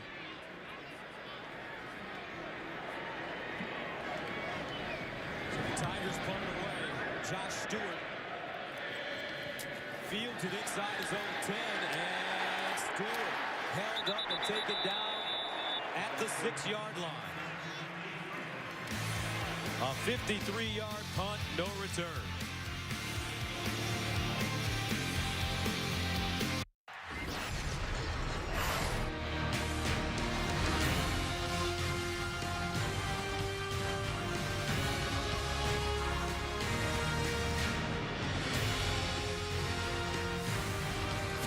To 7 here at the AT&T Cotton Bowl Classic. Missouri leading Oklahoma State. Cowboys, though, with the football deep in their own territory. As Clint Shelf comes back onto the field. And what did Oklahoma State learn on the last possession? Better stay out of long yardage situations trying to throw the ball. Because now you got Kony Ealy and Michael Sam, the SEC Defensive Player of the Year, has not been heard from yet. Shelf handing it off to Stewart, tries to turn the corner. Bottled up and taken down. They're gained about a yard on the play.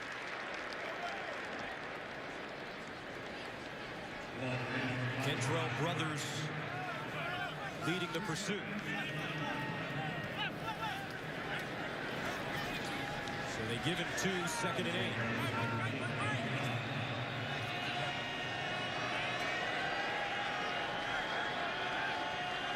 Seaton, Rowland, and Staley. The trio in the backfield with Chelf. And Chelf. Over the middle, caught Charlie Moore.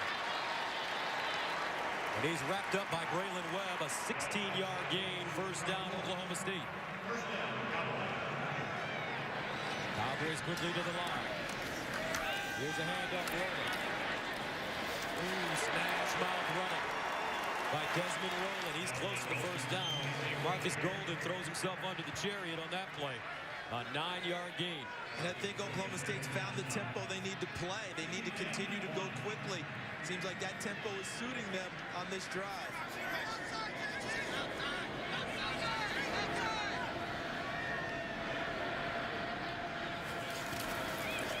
Rowland again, first down.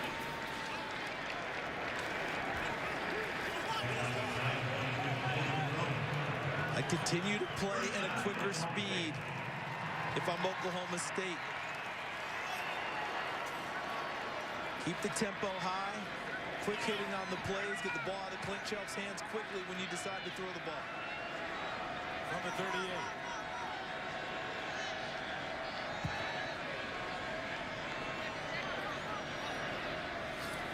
Chelf dumps it down. Aitman. And Aitman takes the defender out of bounds. Randy Ponder stops him, but it's a 7-yard gain. Closing moments of the first half. Cowboys down by 7. 2nd and 3. Chelf, near side, incomplete. Aitman, the intended receiver, covered by Ponder. Chelf had back shoulder in mind. Aitman was running the fade up the sideline.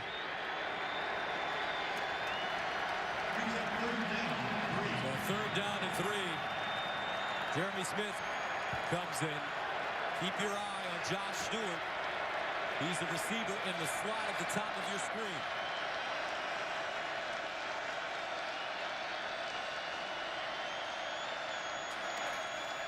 And they'll hand it off. Jeremy Smith, and he'll lose yardage on the play.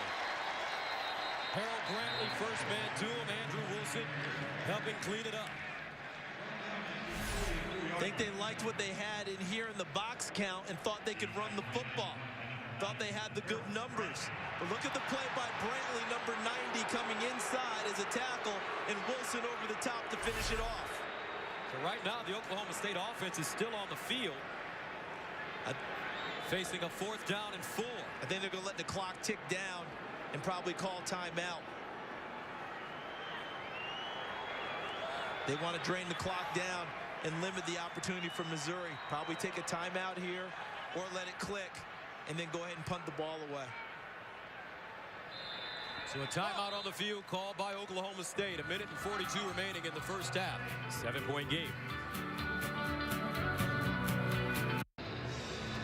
And coming up shortly is the Pizza Hut halftime with Rob Stone, Eddie George, and Joel Klatt. They'll have highlights and analysis from the first half of this game and cover all the action around college football. Not a bad trio, huh? Heisman Trophy winner, could run the heck out of it. Tough, gritty quarterback who could throw the heck out of it. Joel Klatt. And Rob Stone, the quintessential head coach, tying it all together. Oklahoma State will punt it away. Kip Smith back at the 29, and Marcus Murphy stands in his own 15. Ball fair caught at the 20. 2 drives ago, let's go back to Matty Moss. You know, there's a Matt Ryan who plays for the Atlanta Falcons known as Matty Ice. We may be seeing Matty Ice 2 tonight. 1 drive, 2 big runs, 69 yards, and the payoff rang the bell with a touchdown pass to Marcus Lucas before they went back to James Franklin on the last drive. That has been their MO. Matty Mock gets a series, James Franklin comes back in, and it's worked well for Missouri all year. I would have stayed with the hot hand myself, though, the way they ran offense under Matty Mock. Henry Josie running over the right side. Josie gets to the 30 and finally down to the 35. Dajuan Lowe with the tackle. But you can understand why Franklin would be in here. The senior running the 2-minute offense. A lot more confidence engendered from the coaching staff when your seniors running your offense here. Franklin. Near side, great ball thrown by James Franklin. Bud Sasser with the catch, and he gets out of bounds. Clock stops at 1:18. What a good job by Sasser understanding where he was on the field to make sure he secured the catch before stepping over the sideline for a first down. A 13-yard pickup, so back-to-back gains of 14 and now 13 yards. First down and 10 to the 48 for Mizzou. Franklin in trouble, tries to run it, and is chopped down. How about this kid, Jimmy Bean? I don't think you could just call him Jimmy. You got to call him Jimmy Bean. No, you got to punch it with the bean at the emphasis, and watch how he makes this play. Beats the attempted block by Mitch Morse, the right tackle, and makes his third big play in the backfield in the first half of this game. Timeout Mizzou, 1:10 to go. 14-7. 14-7, Mike Gundy's Cowboys trailing Missouri, moving the football. Well, you know what they say, Gus. Coaches always say it all the time. It's not always the X's and the O's, folks. It's the Jimmys and the Joes. And this Jimmy is playing tonight. Here's Franklin. And Franklin putting out all the money to Sasser again. Gilbert stops him, but he'll gain 8 yards. Best series throwing the football so far, don't you think? Yes. Of James Franklin. He looks fully engaged in the game now and comfortable. They hand it off to Marcus Murphy. And he'll get out of bounds at a first down near the 40. It's a well-coached team.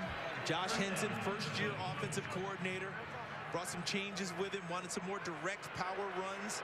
Because you run side to side too much in the SEC, you get run down by those cheetahs on the defensive side of the ball. He also wanted to push the ball downfield more to those big wide receivers. All that's been accomplished and is tied together when James Franklin is playing well at the quarterback position. Franklin winds up down the field. Incomplete. Green Beckham, the intended receiver. He wanted a flag and won't get it. Tyler Patman covering.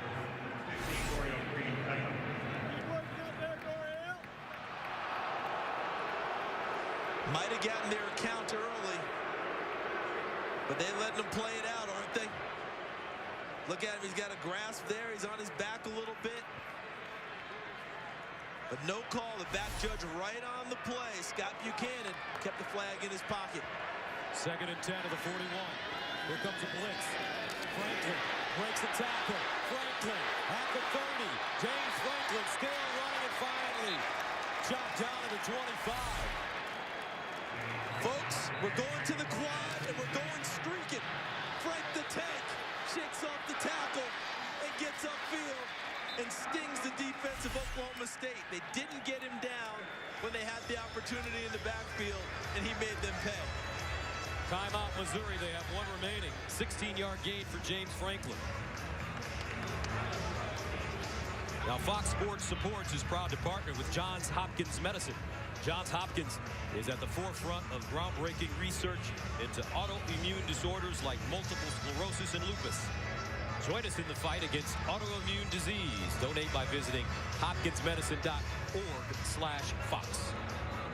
David L. Collins, I believe, is number 98, who had the best opportunity on the blitz to get James Franklin on the ground. And when he missed, Frank the Tank took over in a big way, didn't he? Yes. So while I thought Matty Mock should have stayed in the game, and on the last drive, they sputtered. They brought the senior Franklin back in again in a 2-minute situation. And Gary Pinkel's letting us know he knows what he's doing over there. That's why he's one of the top coaches in the country, one of the top coaches in 2013 season. Missouri has rushed for 185 yards in the first half. From the 25, Franklin. side. Incomplete ball.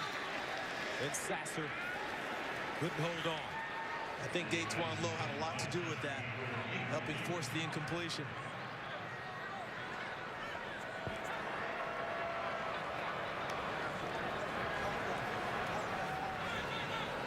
Remember, a couple drives ago, Marcus Lucas, 85, had the best matchup working against the safety. He's up at the top. 2nd and 10. Franklin feels the pressure. Delivers incomplete. Green Beckham with a hand on the football. And you see Justin Gilbert say, "This is my island." They wear T-shirts that say "No Fly Zone." What flies dies when you try to throw the ball against Oklahoma State. Justin Gilbert, one of the best corners in the country, one of the top 2 corners in 2013. 3rd down and 10 to the 25. Missouri, 3 of 9 on 3rd down conversions. Great matchup there. Green, Beckham, and Gilbert. Here's the option to the far side. Murphy.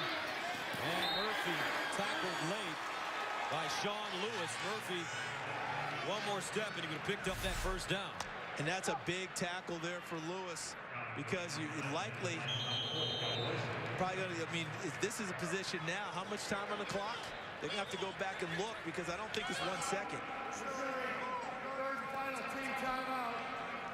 30-second timeout. I see. Yeah, I see 1 second on the clock here, and we just heard Bill Lamonier, the referee, say reset it to 3. But what a big tackle by Lewis. Kept it from getting a 1st down, possibly getting out of bounds, or even bigger yardage. So now I think that if you're Missouri, you got to kick the field goal here. You don't even think about anything else. Andrew Baggett, sophomore from Lee's Summit, Missouri. His career longest 46 yards against Arizona State in 2012. He made both of his field goals in the SEC title game, 42 and 36 yards. This one will be from 35 yards away. Andrew Baggett lines it up.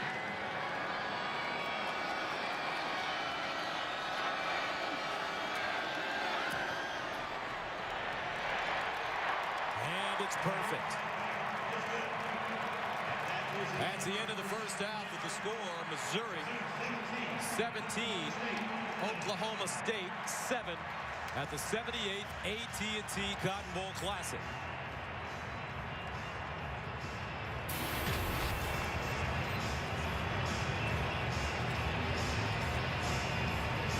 Thought Missouri's defense really recaptured their mojo from the regular season in the 1st half. Now let's go downstairs to Christina Pink.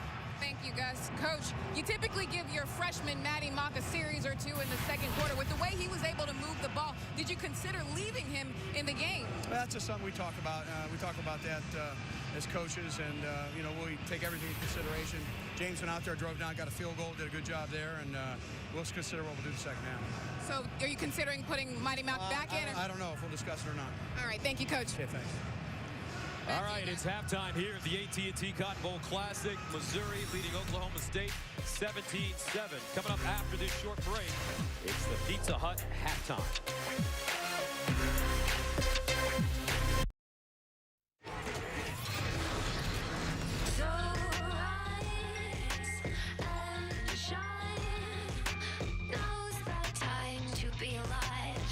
Stay awake with me a while and smile.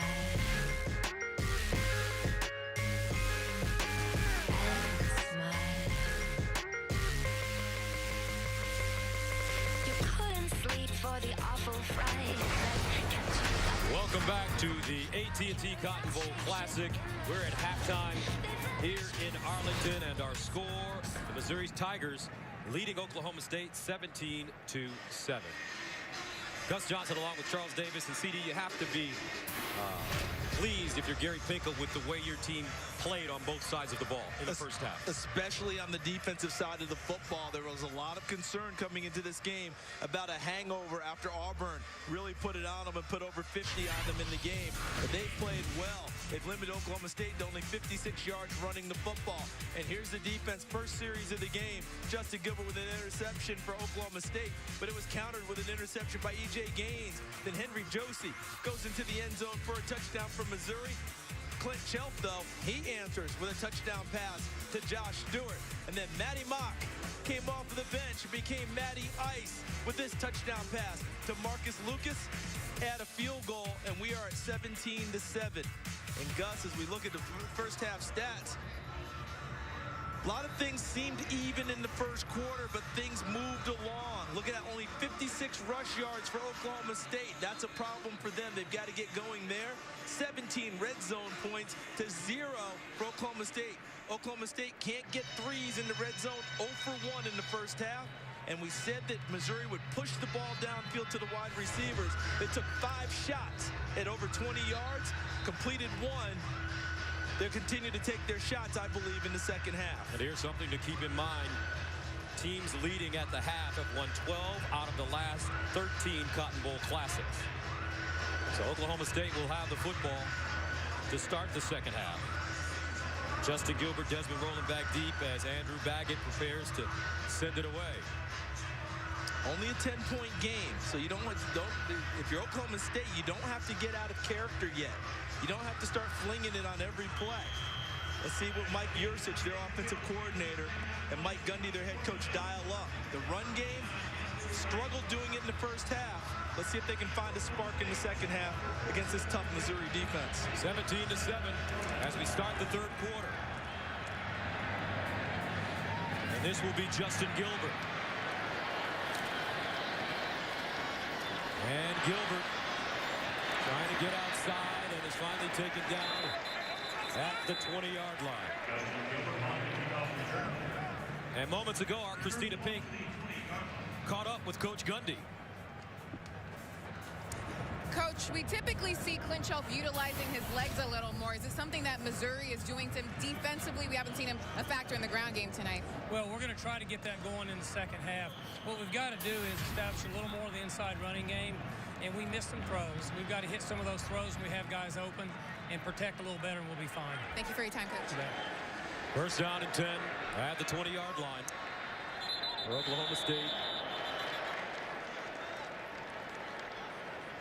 Chris Grisby, the right tackle, getting emotional early. Ball start, 75 offense, 5-yard penalty, remains first down.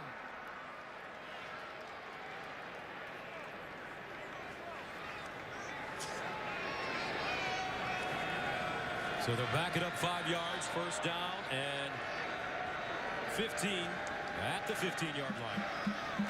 Desmond rolling right, straight ahead.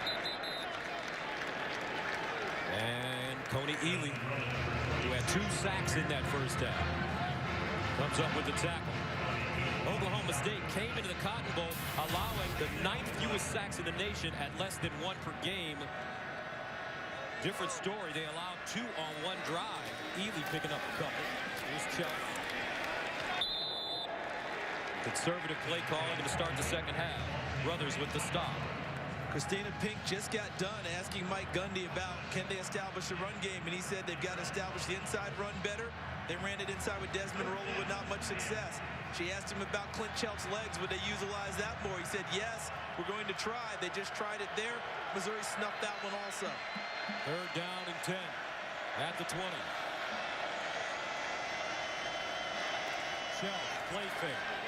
Under pressure, race contained. Charlie Moore with the catch, first down and more. Charlie Moore still running.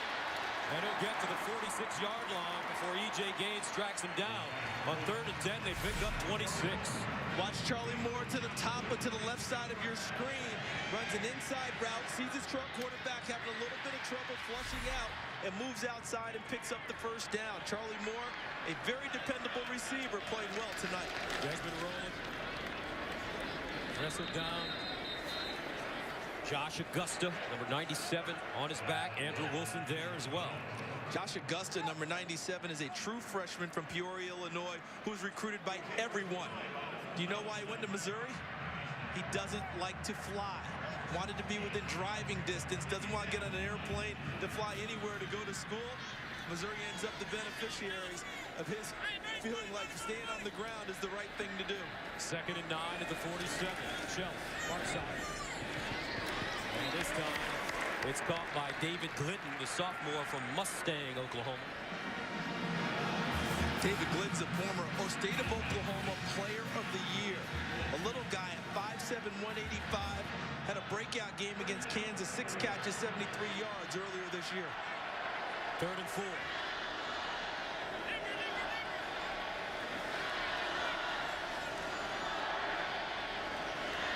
Shelf, underneath, broken up, incomplete.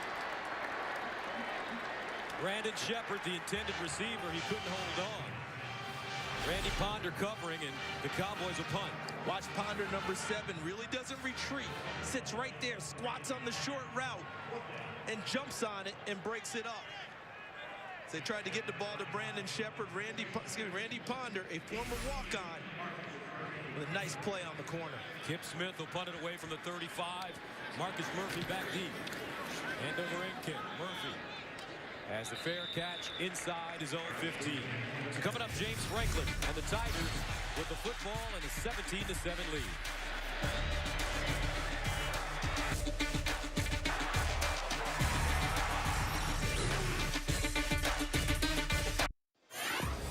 Well, this Cotton Bowl marks 50 years since Roger Staubach and number 2 ranked Navy took on the number 1 ranked Texas Longhorns in the AT&T Cotton Bowl Classic. Staubach passed for 228 yards, but the Longhorns prevailed 28-6.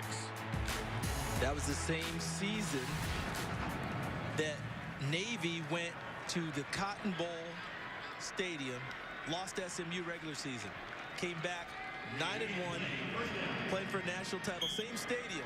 And Texas got him again. I think Roger Staubach had a lot of affinity for the Cotton Bowl Stadium.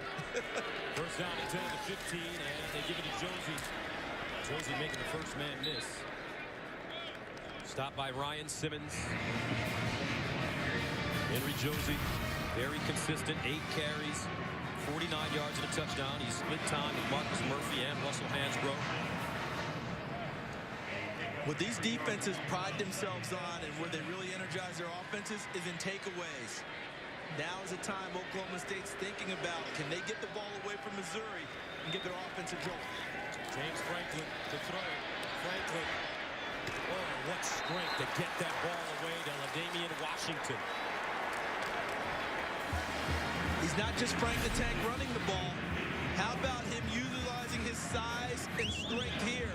Because look, there's your guy, not Jimmy, but Jimmy Bean, who's wrapped up on James Franklin, but at 6'2", 230, he uses that strength to get the pass off for a completion. 10-yard pickup, Franklin now. Quick delivery looking for Washington once again.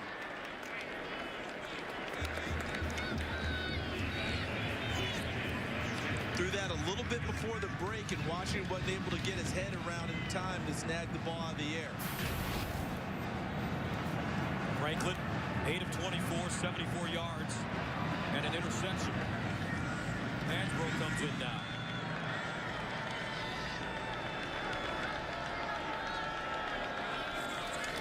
Franklin gives it to Hansbrough. And Hansbrough will be tackled for a loss. Lindell Johnson, the junior from Plano, Texas, terrific open field play. And now the advantage shifts back after this nice open field tackle by Lindell Johnson, a former linebacker who moved back to strong safety. Makes the play. The advantage shifts back to the defense of Oklahoma State. See what Glenn Spencer dials up as they try to get to James Franklin and get off the field on 3rd down. They need 10 yards at their own 28. Going radar, no one down on the line for Oklahoma State to rush. Franklin. Underneath, and what a catch by Green Beckham. Dorial Green Beckham fought off the defender, Datejuan Lowe, to make that grab. You know what kind of catch this is? This is a full-grown man catch. Look at this. He goes and just takes the football. This should be an interception. Tyler Patman is in excellent position, has the inside spot, and Green Beckham goes right past him and takes it. Now Hansbrough slipping, and he'll get back to the line of scrimmage. Antoine Lowe brings him to the turf. That last pass was supposed to be an interception. Tyler Patman had excellent coverage, was in the right spot, and Dorial Green Beckham turned it into an excellent play for Missouri. 3 catches, 24 yards for Green Beckham. 2nd and 10 of the 41.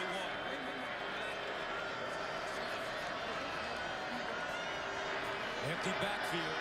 Josie splitting out wide. Franklin looking for Josie. And that ball incomplete. Eric Waters actually the intended receiver, and he's down, holding his shoulder. We talked about Oklahoma State needing to force a turnover, and 2 of the last 3 plays, they've had opportunities. Patman doesn't get it. Waters pops the ball up in the air.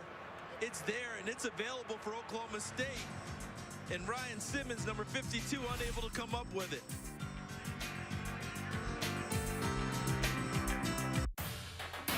AT&T is proud to bring you the Cotton Bowl Classic on Fox. And some of the sights and sounds of the Cotton Bowl. That's the Legends culinary team. They make all the wonderful food for the spectators here at AT&T Stadium, led by Chef Jeremy Davis. You know, it's just not right that the chef is showing off his skills right now. And we can't have it. It's just wrong. Because we're working. Chef, if you ever want to deliver something, we're here. You know where we are. 3rd down and 10 of the 41 for Franklin and the Missouri offense.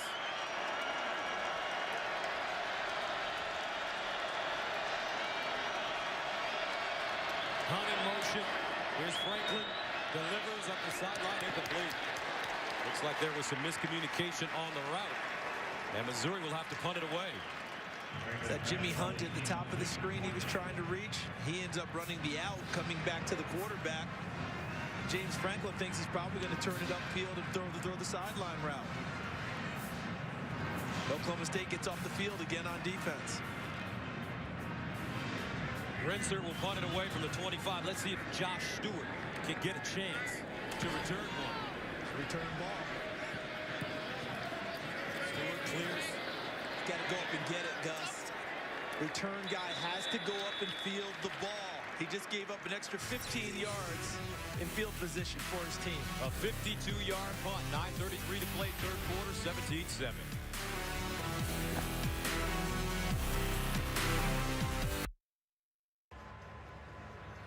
Welcome back. Yesterday, Nitra Trotter and Claudia Delgadillo won tuition in the Dr. Pepper tuition giveaway. Here to present them with their tuition checks is Jaxie Alt, Senior Vice President of Dr. Pepper Marketing. Jaxie? On behalf of everyone at Dr. Pepper, I am so excited to present $20,000 and $100,000 in college tuition. Congratulations. Congratulations, ladies. Follow Dr. Pepper on Twitter and tweet which you aspire to be during tonight's game with the hashtag Dr. Pepper Tuition for your chance to be one of 23 fans to win $1,000 tonight. Back to you, Gus. All right, Christina, 120,000. Charles, I want to go back to school. Listen, the $120,000, I might even get an education. Well, you have a master's degree in history from the University of Tennessee. I think you did okay. Yeah, you didn't do so bad yourself. But how about here? Here's where the Oklahoma State offense, the defense is battling and scrapping. They're keeping them involved. Oklahoma State offense has to help pick up their defense now. They've given them opportunities. Randy Childs in the game now at running back for Oklahoma State, and he'll gain some nice yardage. Stopped by Coney Ealy. You know who's just not touching the ball very much is Josh Stewart, who's one of their best playmakers, number 5 right there. They've got to find a way to get the ball in his hands. And Childs again looking for the first down, and he has it. Sometimes they'll line up Josh Stewart in the backfield. You often see him line up in the slot or out wide.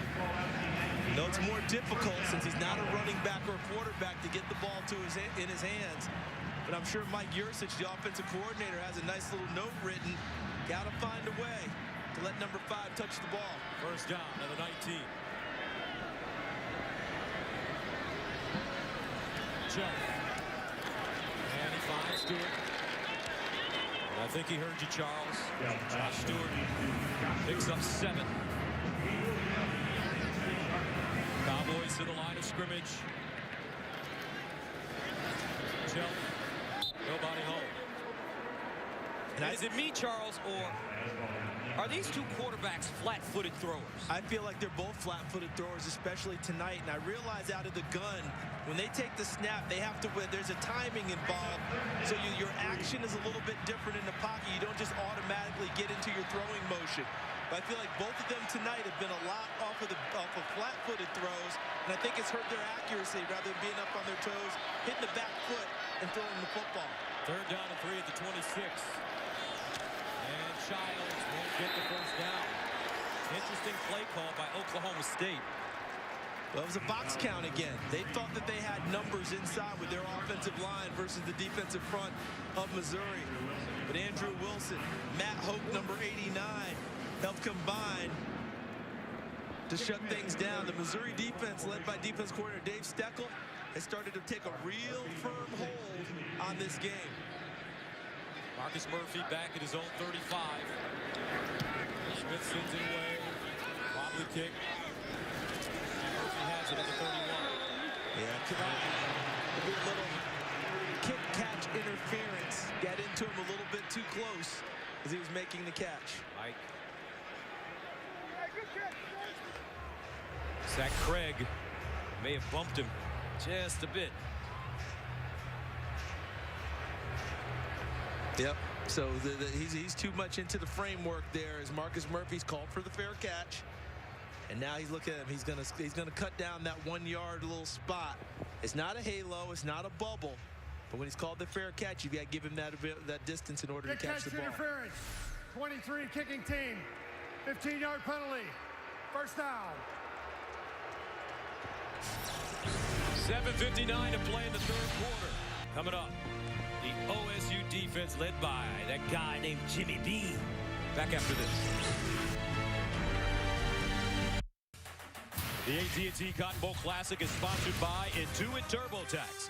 By the Dr. Pepper Tuition Giveaway. Learn more at drpeppertuition.com. Dr. Pepper, always one of a kind.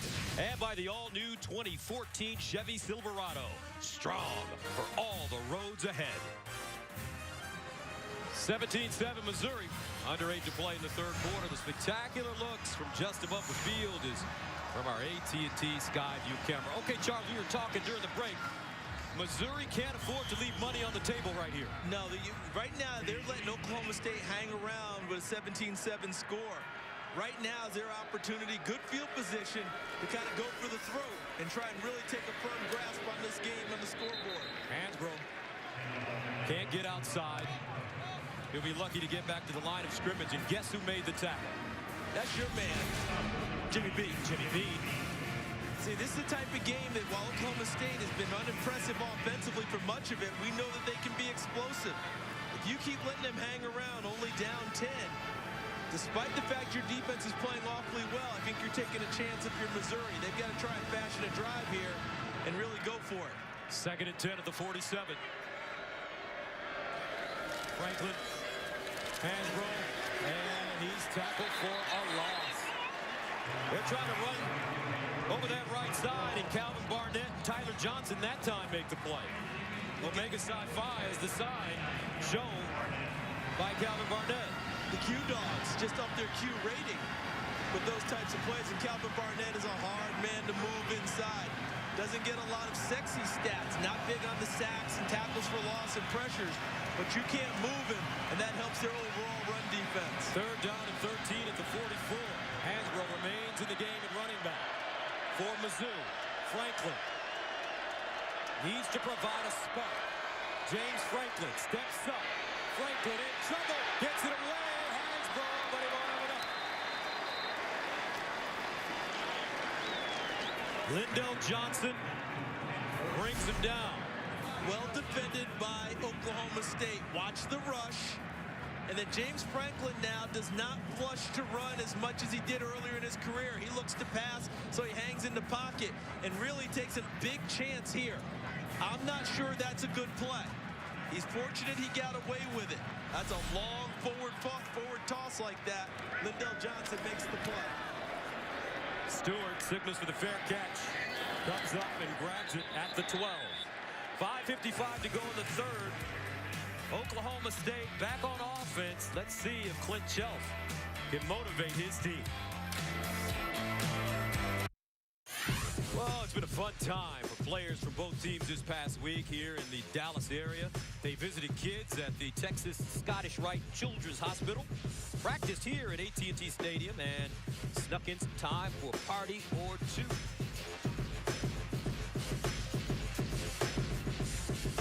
And folks, if you've never had an opportunity to come visit Jerry's World, named AT&T Stadium, and we're going to call it Jerry's World.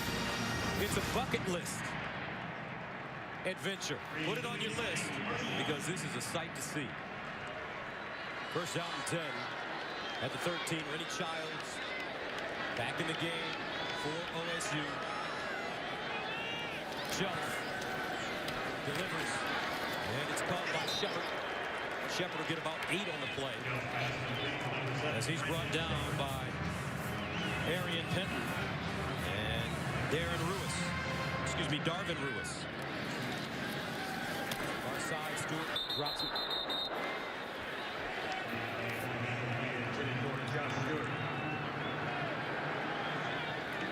One thing that Missouri's doing on defense is every catch they're making difficult for you. Even the first completion was a 1-2 tattoo on the receiver. 3rd and 2 at the 21. I'd like to see Chelf take off here. Here's Chelf. Delivers a Tracy Moore first down. Last 5 drives for Oklahoma State. A missed field goal and 4 punts. First down and 10 at the 28. Chelf, pump fake. E.J. Gaines almost had his second interception of the night. They've come back to that play a few times. Remember earlier in the game, Josh Stewart was wide open on the fake wide receiver screen, slip the screen, get downfield with the receiver. They've come back to it twice since then. Neither one of them close to success on it. 2nd and 10 at the 28-yard line. Down 17-7. Chelf lines up. And this one thrown out of play. Sensational coverage by E.J. Gaines. He essentially ran number 3, Marcel Aitman, over the sideline. Look at his coverage. And look at Gaines looking back. He sees the ball the whole way. There's no way Marcel Aitman's going through him to get the football. That's grade A, all-conference, all-America type coverage. So on 3rd down and 10, Clint Chelf will line up in the shotgun with Rennie Childs.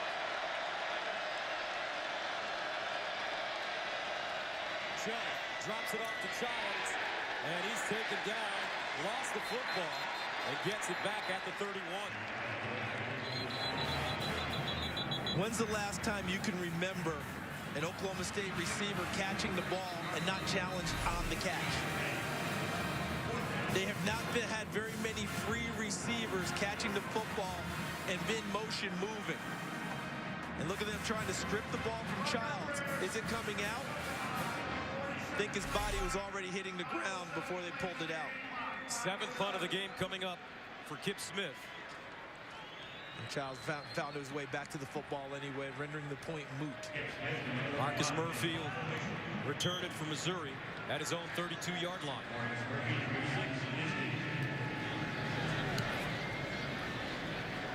Smith drives his football. And Murphy down to the 21.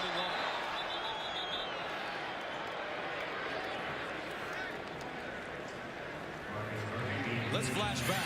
And the only Big 12 team that has won the Cotton Bowl in the last 10 years, Missouri in 2008, led by Tony Temple's record-setting rushing performance. That beat an Arkansas team led by Darren McFadden and Felix Jones. And Peyton Hillis, loaded. And Tony Temple played with a bad hamstring that day. Mizzou is no longer an SEC secret. Very nicely done. So how about that? They win the game for the Big 12 and then flip over to the other guys. First down to 10 of the 22.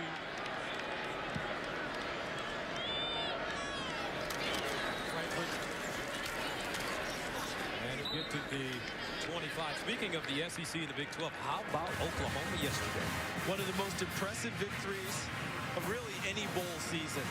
Oklahoma, 10-2, questioned a lot. I thought this was one of Bob Stoops' better coaching jobs because I didn't think they were a 10-2 team. I didn't think they were that good. And he got them there, and they beat highly top-talented Alabama.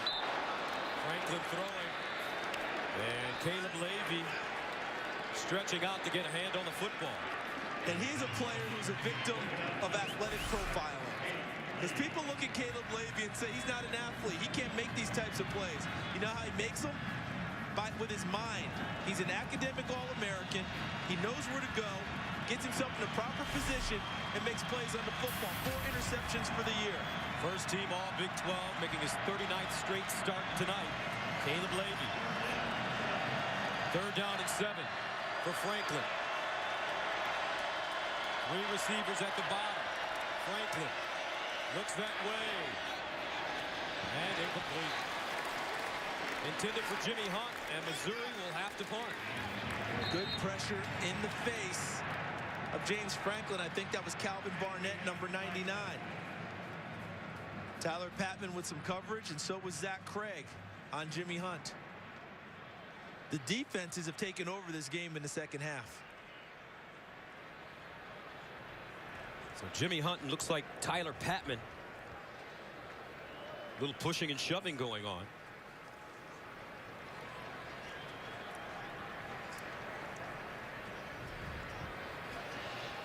We have 2 dead ball, unsportsmanlike conduct.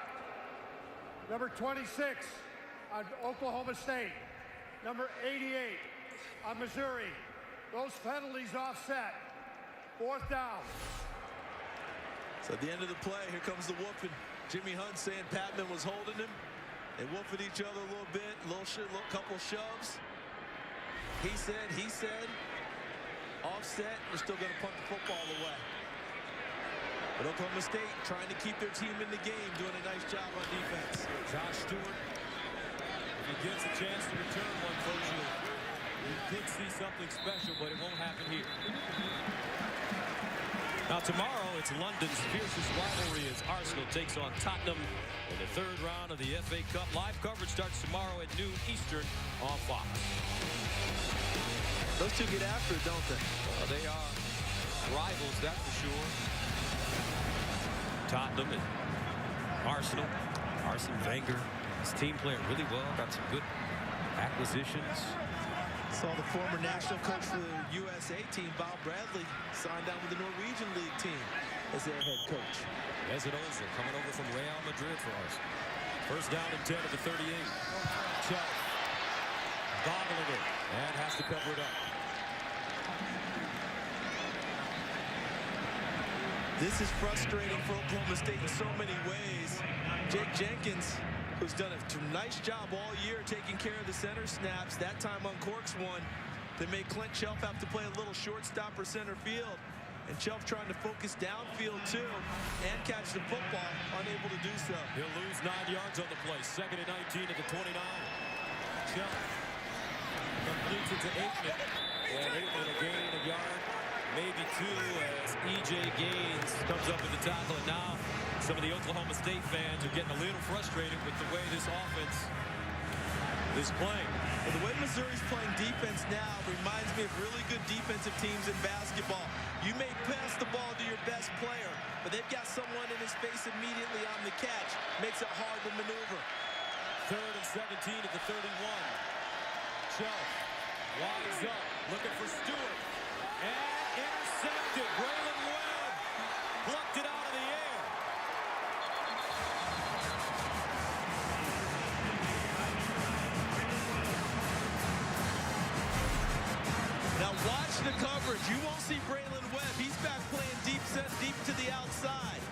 But he got a receiver underneath, and look at the corner falling back into the play.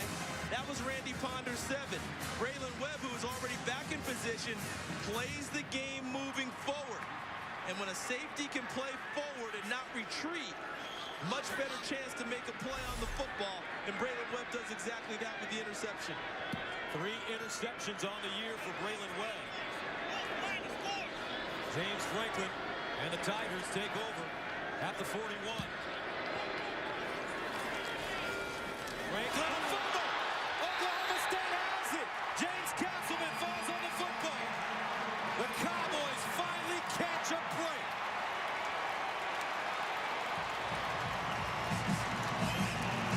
That's really not a forced error. That's an unforced error. That's an error of commission by Missouri. That ball's right there for Henry Josie. Let's see what happens. The ball's right up. The ball really didn't get to the middle of the pocket. He really stuck it on the side of the ribs rather than right in the belly where the ball's supposed to go. And because it's on the side, and when Josie closes, he's only catching half part of the football. That's why it ends up on the turf. Big chance now for Oklahoma State. 2 turnovers apiece tonight. 1st and 10 at the Missouri 33 for the Cowboys. Chubb handing it off. Smith. A tackle. Smith still on his feet. Oh, and Smith down inside the 20. That's the kind of energy you want to see. Jeremy Smith. Jeremy Smith began the year as their lead running back. Lost his job after a few performances that weren't up to snuff. Running hard this evening. 14-yard gain on that play. Now Smith stiff onto his way out of bounds.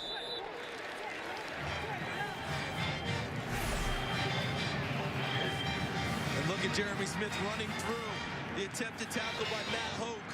Andrew Wilson, their leading tackler, who's known as the Hammer. And he runs right through him. But this drive, if it only comes up with 3 points, is a win for Missouri.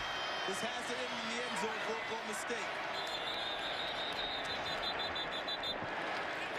Oklahoma State says this is against Mizzou. And they're trying to say that Missouri influenced them to jump. Ball start. 51 offense. 5-yard penalty. Maine 2nd down. It's Brandon Webb, the left guard. Son of Terry Webb, who was an All-American at Oklahoma and played in the NFL. He goes over to the rival Oklahoma State. 2nd down and 12 at the 21. And this is where Missouri gets a chance to ramp up the pass rush. Joe underneath, caught, touchdown, Seals, and a flag. Looks like this will be roughing the passer as Chubb shaken up on the play. Personal foul. Roughing the passer. 33 defense. Play resulted in a touchdown. The penalty will be assessed on the kickoff. Jawan Seals. And give big credit here to Oklahoma State. Chelf stays in the pocket. And well after the play, Marcus Golden with the push. But Chelf had already delivered the business end of the throw to Jawan Seals on the slant route. And Oklahoma State takes advantage of the turnover. Pays it off. And they're right back in this football game.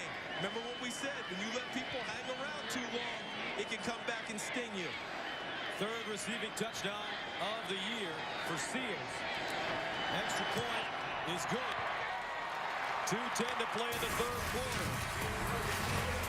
Oklahoma State capitalizing off the turnover, 17-14. Des Bryant. Welcome back. 2:10 to go in the 3rd. 17-14 our score. Look at that. Some of the better players in the NFL. Jeremy Maclin on your left from the Eagles. Sean Weatherspoon, the hard tackling linebacker with the Atlanta Falcons, both former Missouri Tigers. There's Brandon Wheaton, the former quarterback at Oklahoma State, now with the Cleveland Browns. Back to Bridgeport, his team. Look at that. It's got to be. It is. That's Des Bryant working the cell phone right now. Very comfortable right here at AT&T Stadium. where he applies his craft each and every Sunday.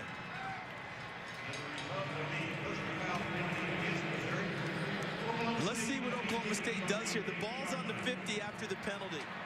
Do you sky kick it and try and pin them deep, or do you just go ahead and kick it out of the end zone and let them come out to the 25?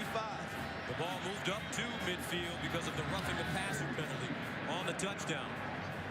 And this one hitting the upright. And Missouri will have it at the 25. Now the 49ers and Packers have had some epic playoff matchups throughout the years. This Sunday, another chapter will be written when they square off in an NFC wildcard showdown at Lambeau. Coverage begins at 4 p.m. Eastern, only on Fox. Tell you, they've had some epics, haven't they? I mean, remember that pass from Steve Young to Terrell Owens? Won the ball game for him on the last play of the game. Matty Mock coming in now for Missouri to replace James Franklin for the second time. The first time he was in, he brought incredible energy to this Missouri offense. Mock to throw. Up top. And incomplete. Intended for Washington. Coverage by Tyler Patton. But Matty Mock, he threw for 5 touchdowns against Kentucky, tying a school record held by Chase Daniel, who did it 4 times. Do you know who he's forged a relationship with and texts with often for advice on playing quarterback? Chase Daniel. And rightly so.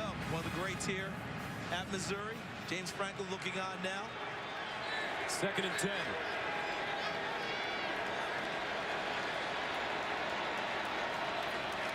Mock hands it off to Josie, and he's tackled from behind by Caleb Levy. This second half has truly been a defensive battle. Oklahoma State has kept their team in the game on the defensive end, and then got the turnover on the last drive that the offense finally converted. Can they do it again and set up their offense? Glenn Spencer's stout troops are playing well.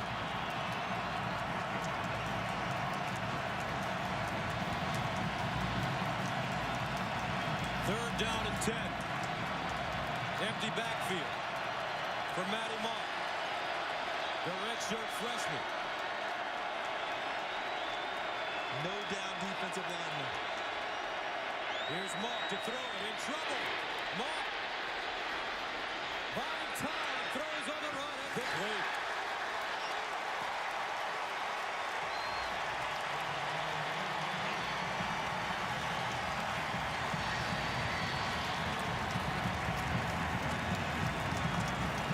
And Missouri will punt it away.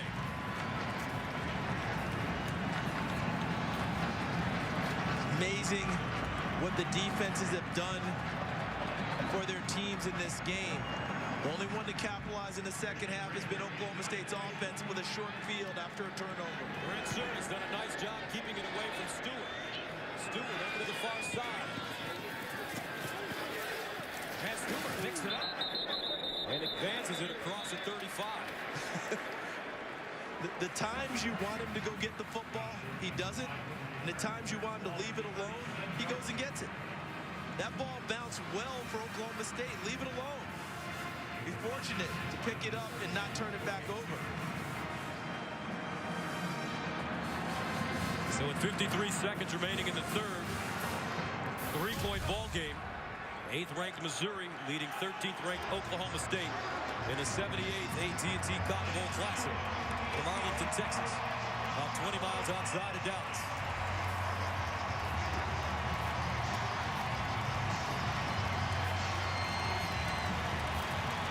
First down and 10 to the 37 for Chelf.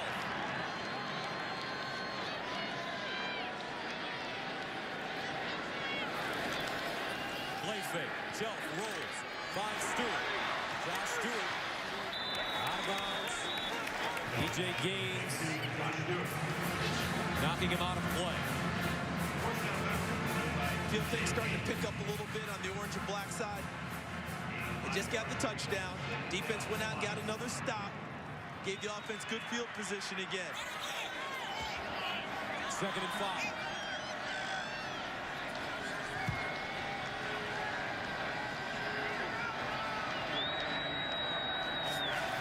Here's Clint Chell pumping. Delivers. They'll get close to the first down. Aitman sliding down. After the 4-yard gain, brings up 3rd and 1. Donovan Bottom covering him up.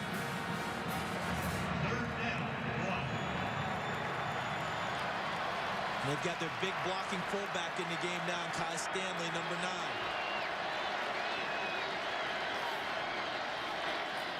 Here's a handoff, Jeremy Smith, and he won't get it. Wow. Andrew Wilson, along with Donovan Bonner. And that'll take us to the end of the third, 17-14. Back right after this.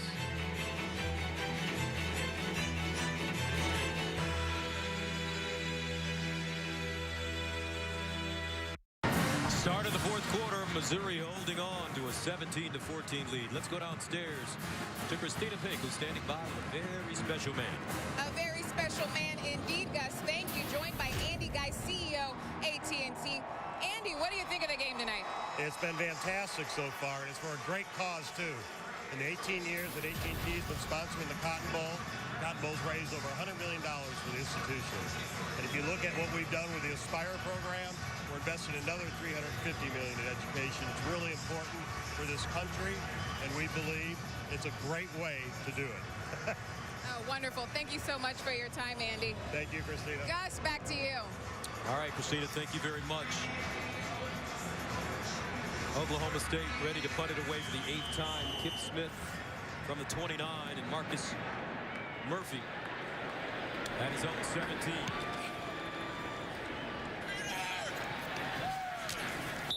And Murphy has it at the 21.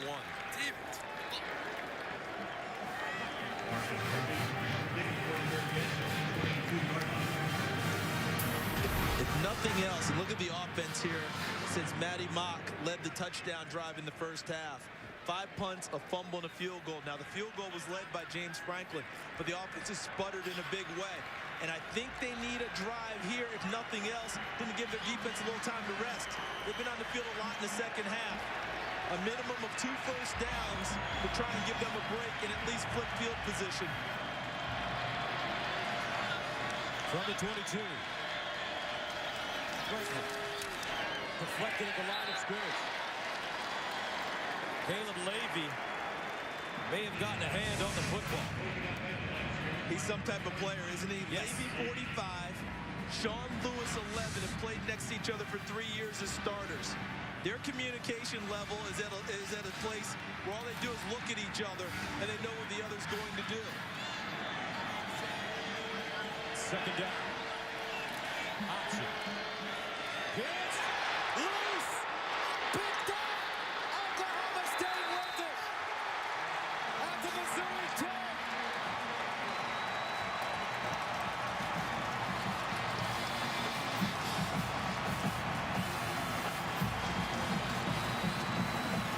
This play was blown up from the beginning. Watch as they run option and notice that the pitch man is already covered, as is the quarterback. Look at the job done right there by number 11, Sean Lewis. He runs over the blocking wide receiver, Marcus Lucas, runs right through him, knocks the ball free. Levy's there first, and then at the end of it, it looks like who's that, number 9, number 8? Datewan Lowe, Ends up coming up with the ball, but the play was made by Lewis on the perimeter, ran over the blocker, and created havoc in the backfield. 3 turnovers for Missouri. Oklahoma State with it at the 11. Chell wants to run it, hops over his own man, and gets out of play.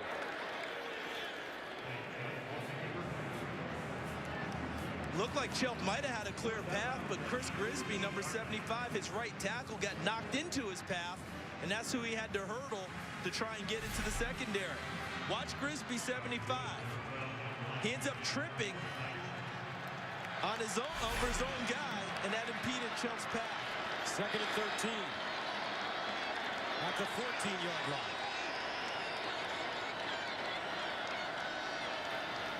Chell over the middle, caught by Josh Stewart, and he's wrapped up immediately by Braylon Webb. And all Missouri's thinking here, can they force them into a field goal attempt and end up winning the battle after a second turnover gives Oklahoma State a short field? Last time it was Jawan Seals on the slant route that Clinchell found for the touchdown payoff. 3rd down and 8 at the 9. Cowboys can still get a first down if they can get to the 1.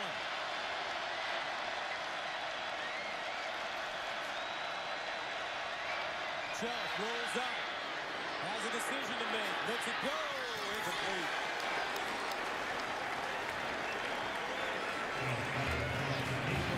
He saw just enough old gold jersey to make him think about running the football. And Dave Steckel's team gets off the field on 3rd down and forces the field goal attempt. All you can ask from your defense after the turnover deep in their own territory.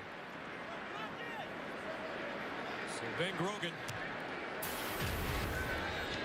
missed his first attempt tonight when it hit the upright from 34 yards away. This from 26 yards to tie the game. And it's good.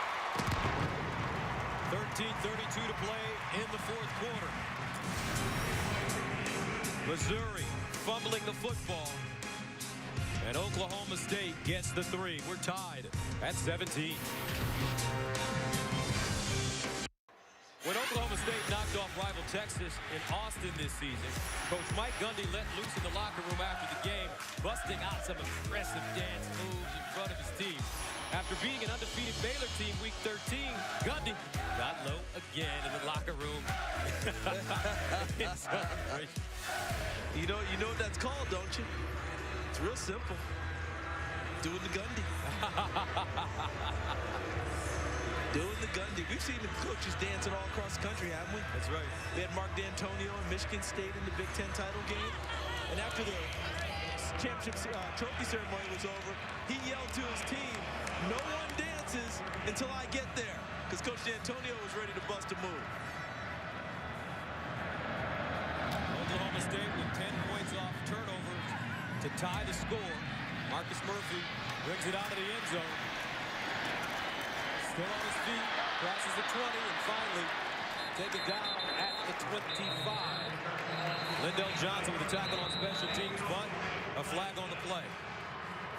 Came in late near the end of the play.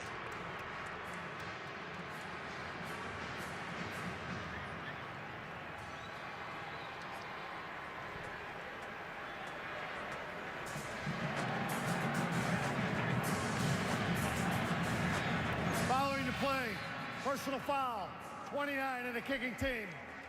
15-yard penalty, first down. Joe Mitchell, backup linebacker, special teams ace, gives up field position here for Missouri. And this is an offense that needs any type of a spark right now. They've been dormant for a long time, put a lot of pressure on their defense, and it's really cost them. That's why we're here tied after the 2 turnovers by the Missouri offense. Oklahoma State's defense has controlled things in the 3rd quarter. Franklin to throw on first down. Avoids the rush. Down the field. Incomplete. But a flag. No. Not a flag. That ball intended for Green Beckham. What a nice play downfield, because look at Dorial Green Beckham going up, and look at Tyler Patman. Now Dorial Green Beckham 6'6". Tyler Patman 5'10", and he times his lead perfectly and plays the football through the hands of Dorial Green Beckham and causes the incompletion. 2nd down. Franklin. And Washington hauls it in front of Gilbert. Damian Washington with a gain of 18. And that's Missouri's 2nd completion of the night on throws over 20 yards. 1 for 9 before that completion to LaDamian Washington. Here's Franklin, steps up, wants to run it, has room. Franklin out of bounds at the 30. First down, Missouri. See how important that penalty was that Joe Mitchell had on the kickoff coverage. Gave up extra field position, a little extra jolt of energy for the Missouri offense, and they're taking advantage.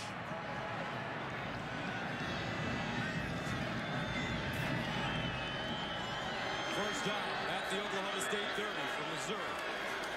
Josie hopping through the hole. We'll pick up a couple.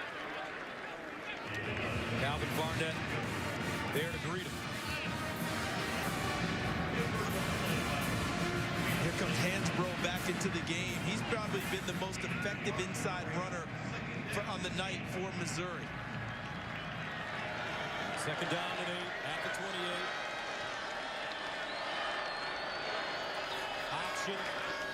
Franklin keeps it. And gets to the 25. Aiden Levy trips him up.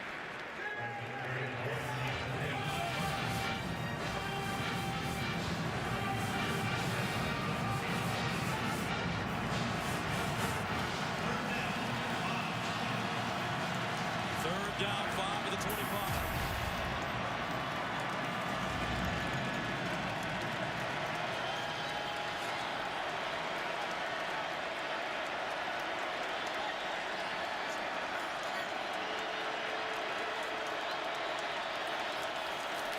Josie with the run. Josie. Touchdown, Missouri.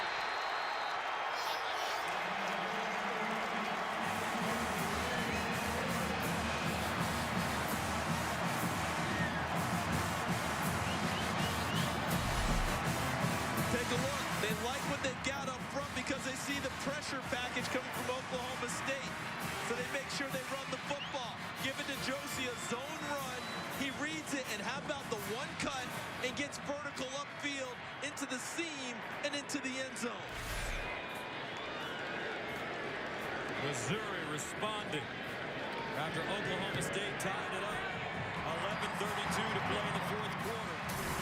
Tigers go up 24-17. Henry Josie, second touchdown of the night.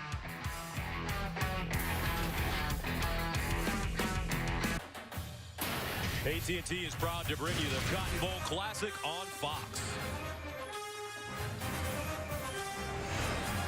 24-17, Henry Josie with the second touchdown of the evening. And, you know, 3 years ago, Henry Josie suffered a season-ending knee injury against Texas.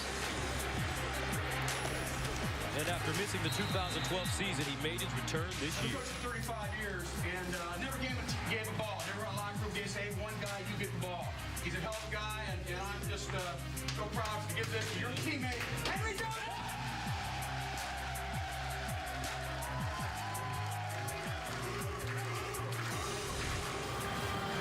First game ball Gary Pinkel has given to an individual player in his tenure as a head coach. Tells you about the esteem Henry Josie's held in. He ran for 1,000 yards in the season where he blew out his knee. Came back this season for the first time, over 1,000 yards again. Phenomenal story. Josie 76 yards rushing and a couple of touchdowns in this game. 24-17 Mizzou back on top.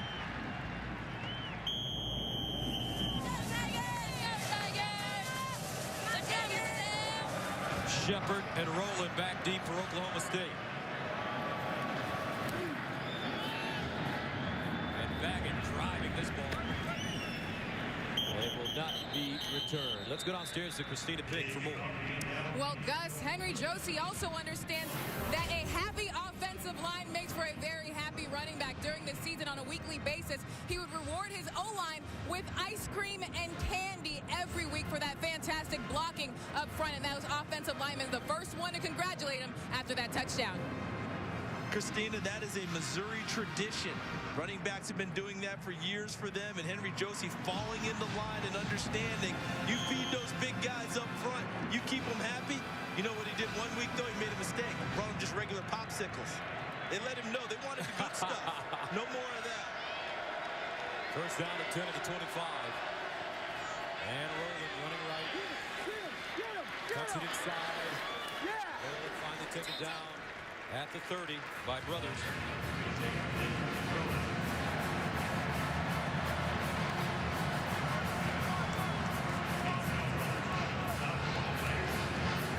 Gain of 5, second and 5.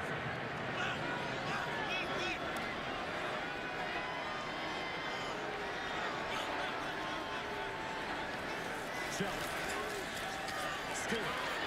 And first down for the Cowboys.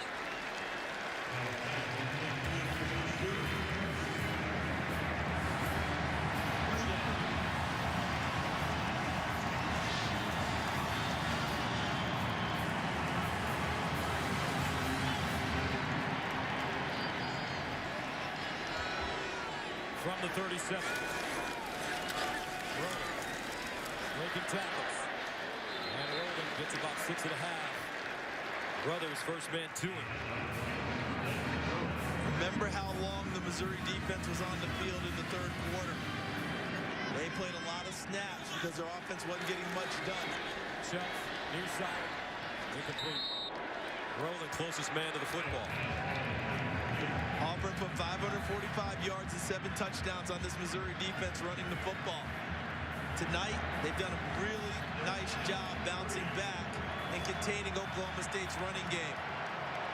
Can they do it again here on 3rd and 3, although I highly doubt that Oklahoma State runs the football here.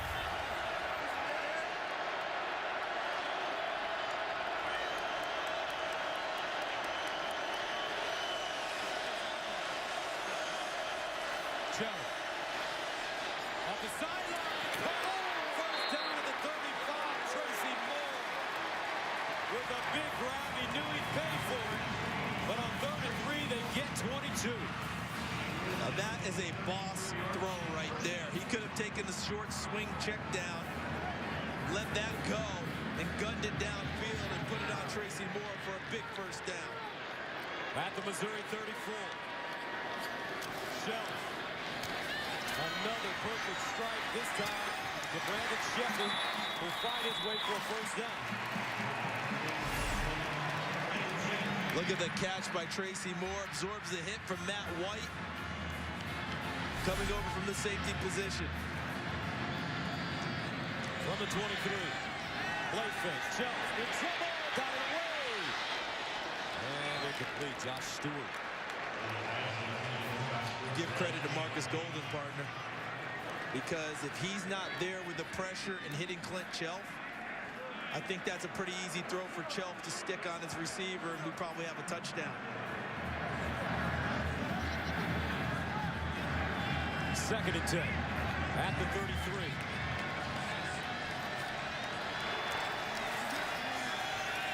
Chelf running. Cuts it up. Chelf gets outside. Touchdown, Cowboys!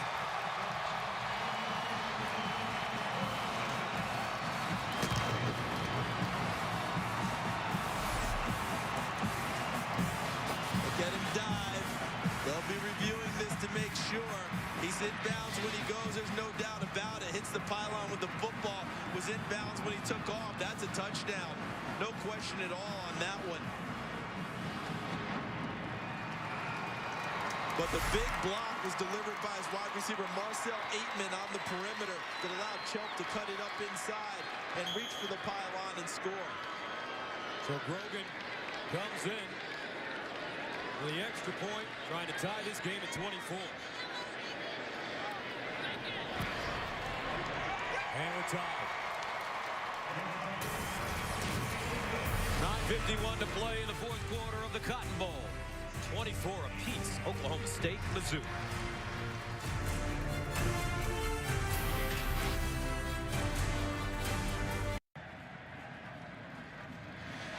.24 apiece, 9:51 to play in the 4th quarter. And these beautiful aerial views are being brought to you by our AT&T Skyview camera. Clint Chelf, 7th rushing touchdown. Goes 23 yards to tie the score on an 8-play, 75-yard drive. I don't know where he's going to end up, whether he's an NFL player or what, but no matter what he does in his life, there won't be anything he's going to give up on, is there? Not at all. That kid is a battler. Tough kid. Murphy takes a knee. Let's take a look back at the blocking on this touchdown by Clint Chelf. Take a look. He's going to get 3 key blocks. 1, right there, Kai Staley. 2, John Goodlett. 3, Marcel Aitman. Look at what they do to give a clear path for Clint Chelf, and then he understands getting to the pylon, staying in bounds, and putting the ball in the pylon to finish things off. There's Goodland, a former walk-on. Marcel Aitman, a young wide receiver. Yeah, you think as a receiver, all you have to do is catch the ball? Not if you play at Oklahoma State, which likes to run the football too. You've got to do it all, and they did on that play.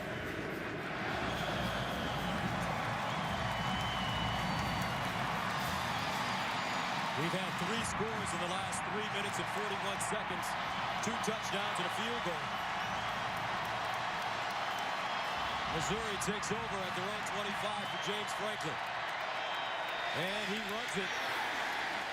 Trying to squeeze through the hole. Franklin unable to get by Sam Wren.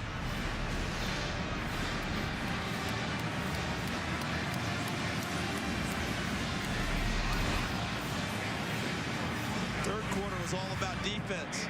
Fourth quarter, the offenses have woken up. 2nd and 7.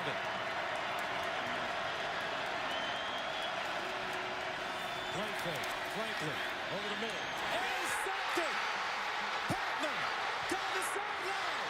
Runs a lineman. Patman, touchdown, Cowboys! 37 yards.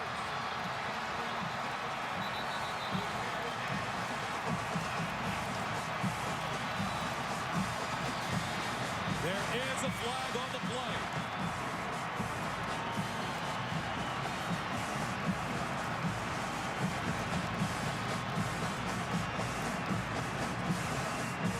So much for the offenses in the fourth quarter. Tyler Patman is another tremendous story. A 3-year starter at Kansas, transferred here after graduating to Oklahoma State. And guess what he never did at Kansas? Never played in a bowl game. His first opportunity. And boys, he made it memorable with that play. He wants this one to stand. Let's see. Pass interference. Defense. 15-yard penalty. Automatic first down. Wow. Now, I'd like to know where it was, Mr. Lamonier. I know you're allowed to give numbers nowadays, and we didn't get one. So where was the interference? We have to find it.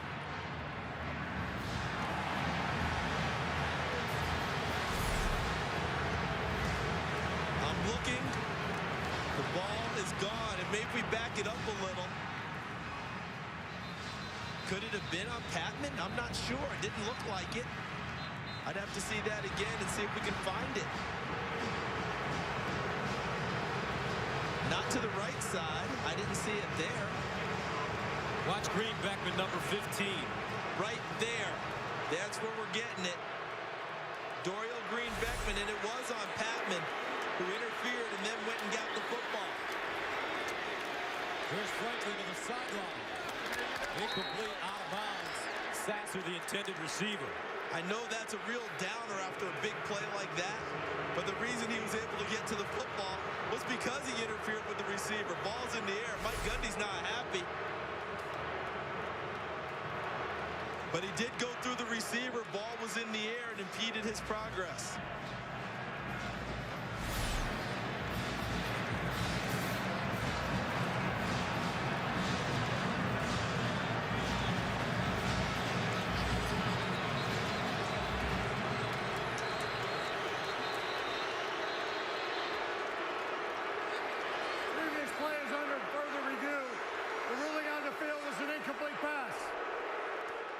Had a number of those tonight with these Missouri receivers, and the first couple have gone their way. Mike Gundy is hot. Well, when you see a pick 6 taken off the board, you're going to argue like crazy for your team. Whether it's the right call or not from your standpoint. There's a catch. Now he's out of bounds there, but if we go back again, let's see where Bud Sasser was. I think this is similar to what we saw with Dorial Green Beckman before. Twice. Where he was able to catch it, already have a foot established down before he went out of bounds. Here we go. Let's take a look as we slow it down. There's the ball caught, and look, the foot down on the ground again as the ball's in his hands. Let's see, is he bobbling it or is he possessed the football as he goes out of bounds? Oh, I think he's got a firm grasp of the football. That should be a catch.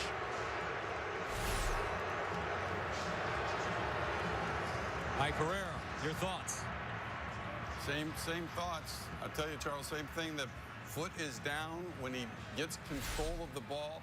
And in that process of bringing it back to his body, he maintains control. He doesn't bobble. So I think, once again, third reversal that we'll have today for the same type of sideline catch. And by the way, going back and look at that interference call, I do think it's interference. That last shot showed that he rode him all the way downfield and actually grabbed with the left hand before the interception. I do think that was a good call. Mike, I'm in total agreement with you on that, because I think if he doesn't ride him like that, he doesn't have a chance for the interception. He rode him, took him off his route, and then went through it for the football. I understand why Mike Gundy's upset. He lost 6 points, but I think it was the proper call by the officials. Following the video review, it's been determined the receiver had control of the ball. Foot down inbounds. Ball be placed at the 42-yard line. First down. The third overturning of a catch in this game, all in Mizzou's favor. And Missouri on this drive has gotten 2 good opportunities. And, good fortune, really. The interception was wiped away because of pass interference. Proper call, but they get another chance. They just got another one where the call was flipped, where they got a completion.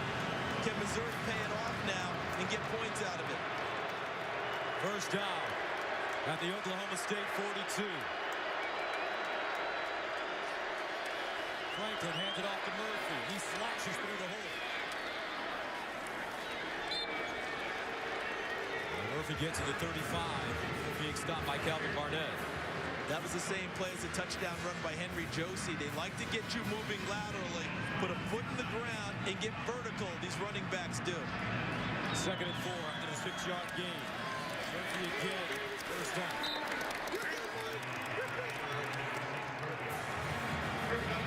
Now a little credit to the Missouri offensive line. These big fellas are starting to go to work a little bit on this drive. Led by Evan Boehm, number 77, their center.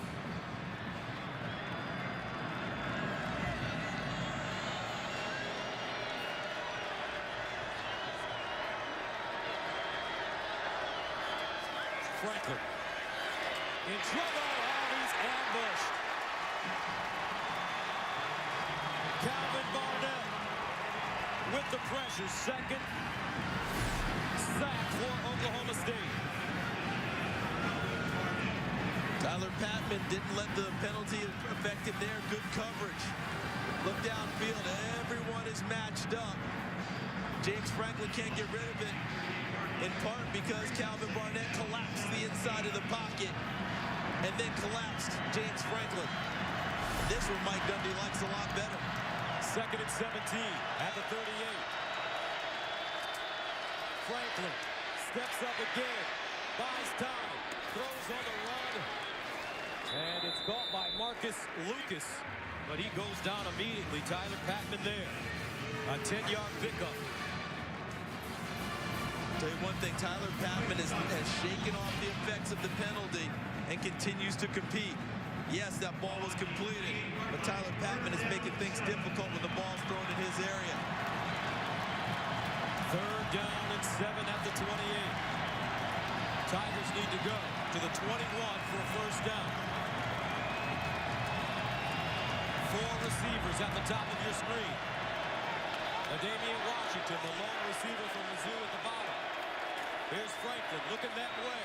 Franklin rolls out on the move. Incomplete. An opportunity was too high with the throw. He had Dorial Green Beckham available, but look at the throw.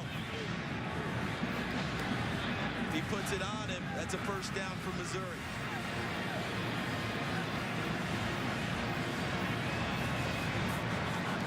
So that brings on Andrew Baggett.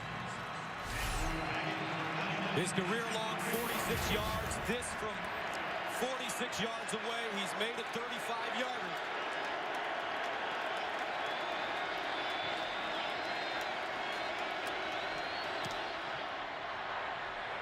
And good. 6:29 to play in the fourth quarter. Missouri goes up 27-24.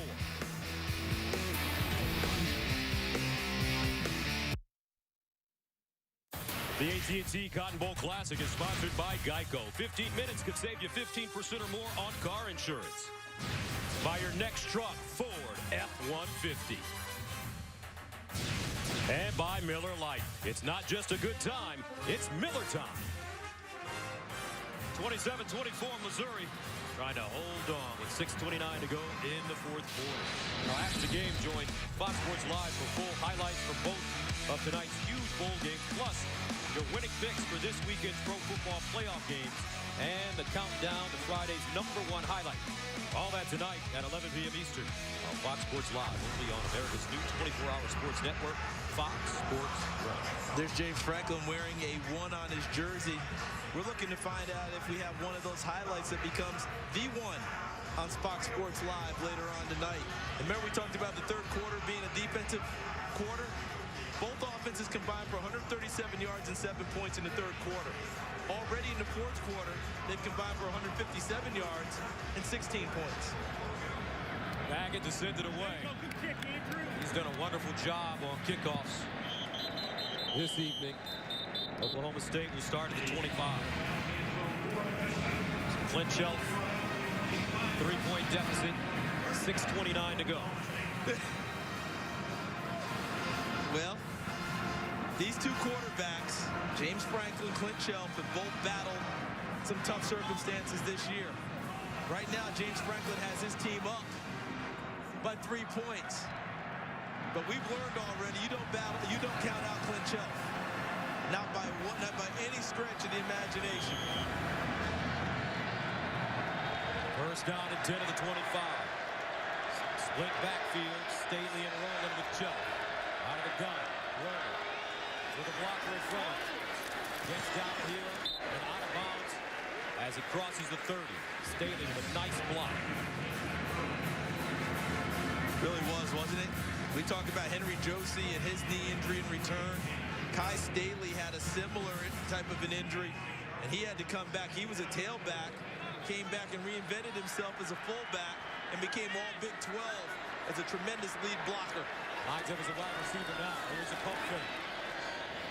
And ball thrown out of play. Charlie Moore, the closest cowboy to the football. I think they've gone to the well too many times with that type of a play. They had it with Josh Stewart, couldn't complete it. But since then, every time they've come back to it, it's been well diagnosed by Missouri.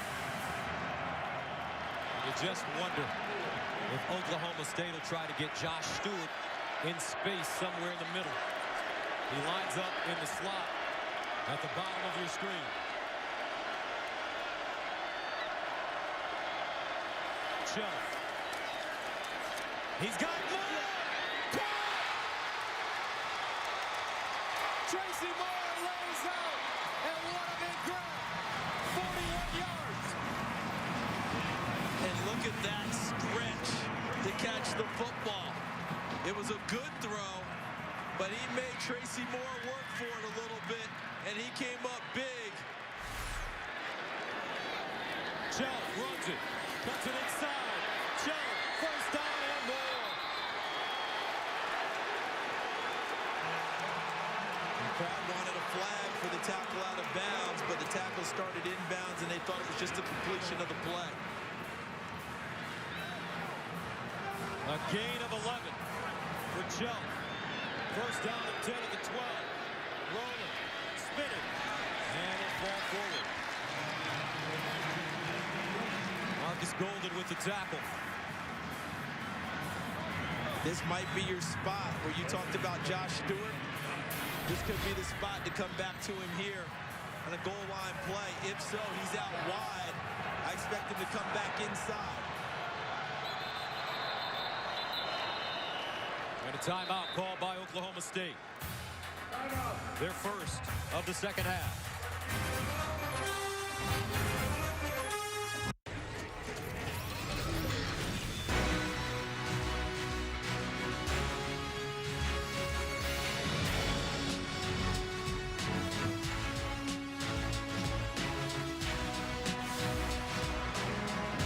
That gives you an idea of what kind of game this has been, folks. It's been bloody, physical, And right now, it's turning out to be dramatic. 5:21 to go in the fourth. Missouri up by 3, but Oklahoma State with the ball. 2nd and 5 at the Mizzou 7. If you want to sneak a fullback out, Jeremy Seaton is a good receiver. Jones runs and he's got the angle. Check. Oh, and he's knocked out of bounds. Inside the 5. Randy Ponder saved a touchdown by getting to Clint Jelf. He sold out for it, too. Look at Jelf trying to get there. Matt White with the initial hit, and Randy Ponder finishes things off. Both sides going after this game. But it's a first down and goal at the 2. Will Jelf run it again? Remember, folks, he's a gamer. He hands it off. Rolling. Pushes forward. Touchdown, Oklahoma State.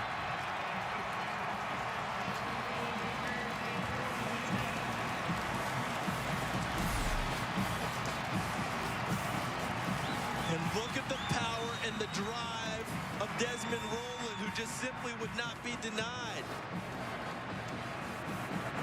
As he got his body to the goal line, and I think they'll take a look at it.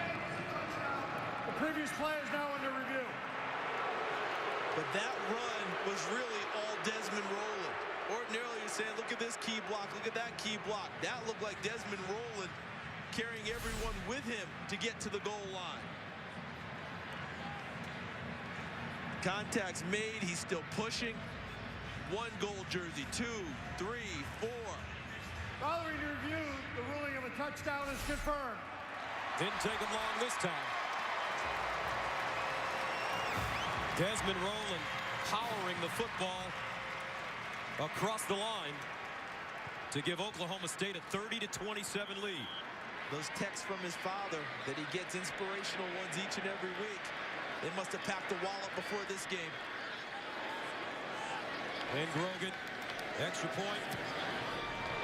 Is good. Beautiful plays by Tracy Moore. Des Bryant, the Cowboy, twice. Says, I'll take it.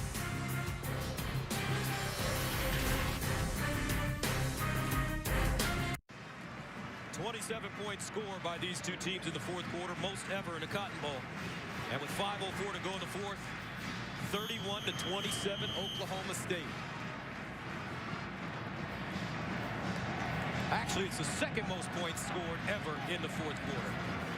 Yeah, we had Penn State and Baylor in 1975. We saw Coach Grant Taff here earlier, head coach of that Baylor squad. Murphy brings it out of the end zone. And he'll get to the 30.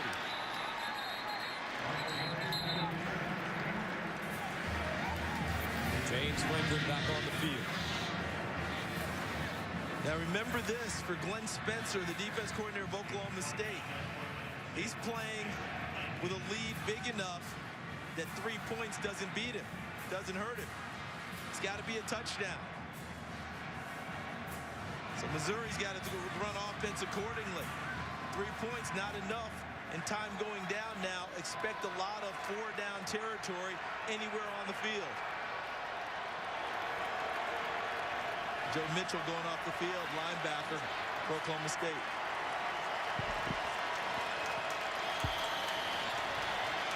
James Franklin will start at the 31. Play action. Franklin gets it away across the field. Incomplete. Dangerous throw by James Franklin. Well defended by Oklahoma State secondary. Remember the t-shirts they like to wear. Remember what it says. No fly zone. If it flies, it dies.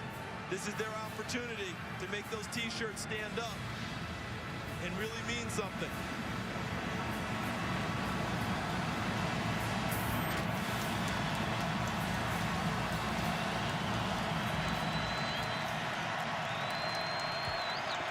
Second down.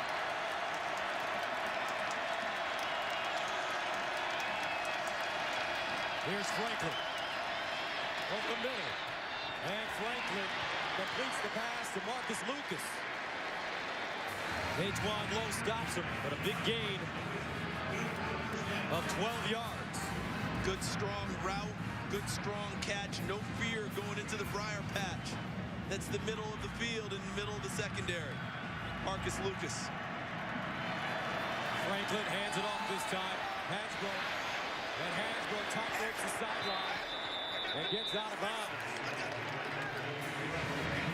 If they didn't wear different numbers, would you be able to distinguish the three running backs from Missouri? Sometimes even their...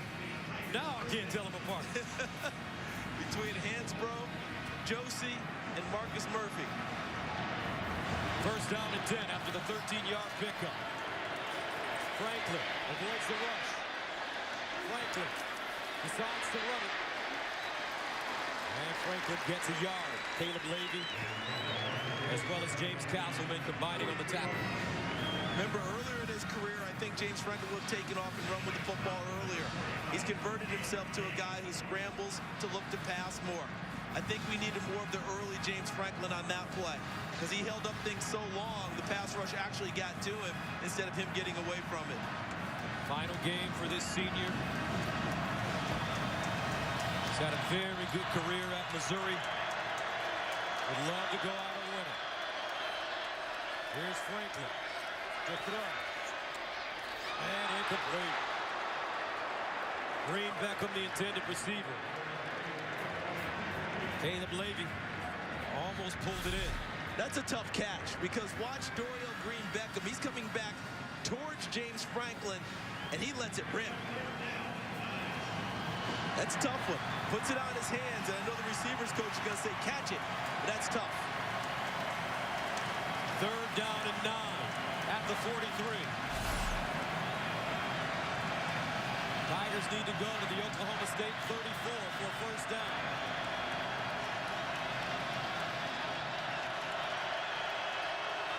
Franklin under pressure. Got it away. Caught. Green Beckham. James Franklin hung in the pocket until the very last moment. Look at the top of the screen. Pressed by Tyler Patman and able to use his strength to get Patman off of him and get upfield for the catch.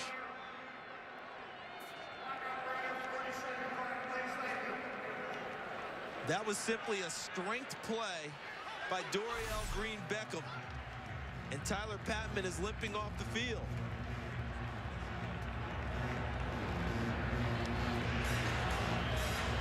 But James Franklin under intense pressure in the pocket. That one hanging in there, wasn't scrambling to try and get out of it. Hung in there and used his 230-pound frame. We've seen it a couple of times tonight, to be strong in the pocket and deliver downfield. None bigger than this one.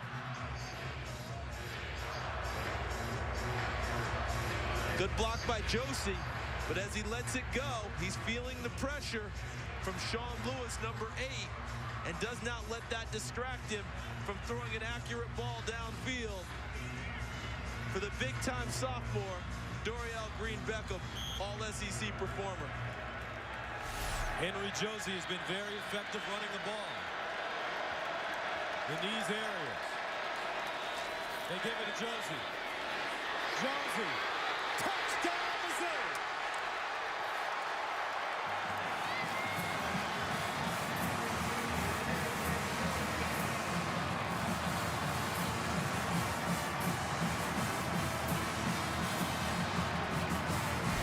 His offensive line creates the space moving this way, and then watch Josie with the cut. Look at that. They create the space, moving everything left, what we call zone blocking, everyone on the same track and plane. Find your hole, and Henry Josie does exactly that, into the end zone and into the lead for Missouri.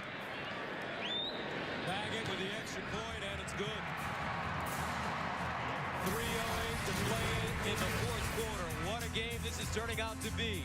Missouri back on top, 34-31.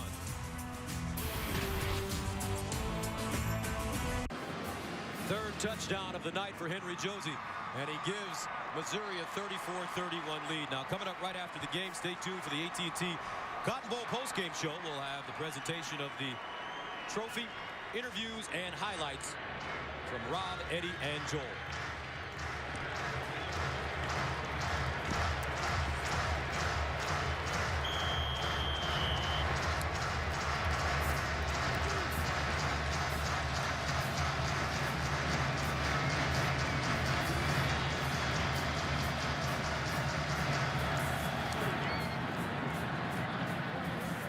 Deep in the end zone once again for Andrew Baggett.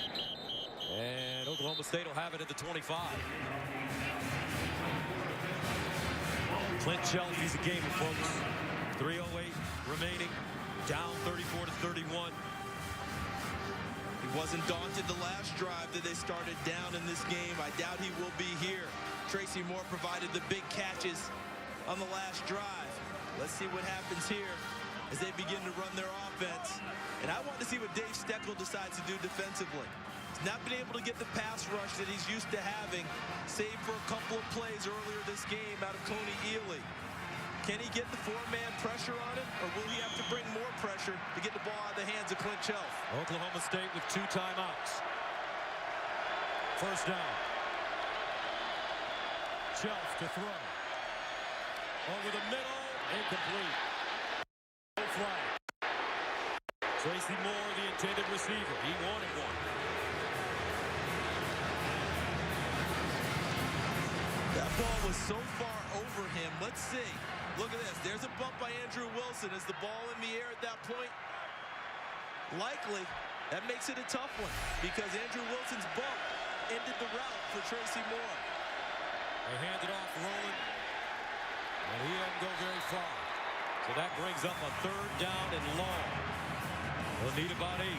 Nice tackle by Matt Hope, number 89, the former tight end turned defensive tackle, academic All-American. Everything's 4-down territory here for Oklahoma State. Not enough time on the clock to think about punting it away and trying to get it back.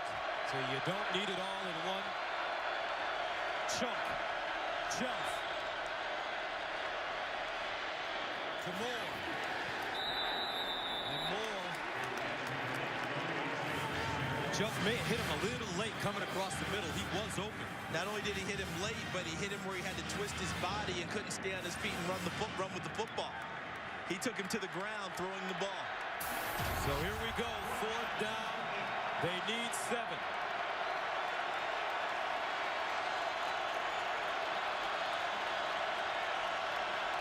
Chelf steps up in trouble.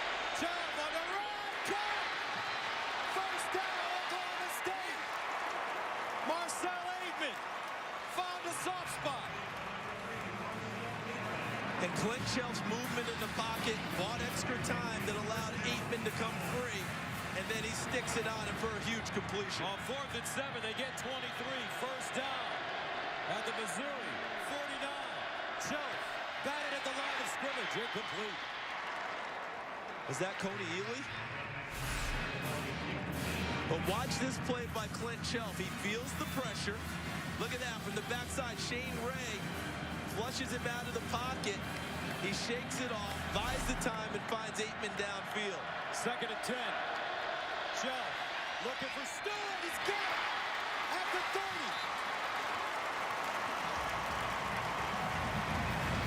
Stewart gets up slowly. How about these throws by Clint Chelf here? The 3rd down throw was the one I wasn't crazy about, but since then, big time plays. 4th down, and then this throw to Stewart, putting Oklahoma State in business. Stewart may have hit his head on the turf, but second half has been something to watch. See right here, the interception by Tyler Patton was a pick 6, overturned due to a pass interference call. Missouri turned it into 3 points by keeping the football. But Oklahoma State, Desmond Roland, dragging everyone into the end zone, including Shane Ray, the defensive end. But Henry Josie, the remarkable Henry Josie, the unsinkable Henry Josie with his 3rd touchdown run of the night. Missouri up 3 with 1:45 to go. The field was a completed pass. The previous play is now under review. Did the ball come out is the question. Remember, you've got to complete the catch all the way through the process and see it coming out. I think they're going to have a hard time saying that that's a catch because he was bobbling it. Ball's hitting the tip of the ball, hits the bottom, hits the ground. See, he doesn't have firm control of it. Ball's moving, and see it hit right there at the bottom. I'm not sure this is going to stand as a catch.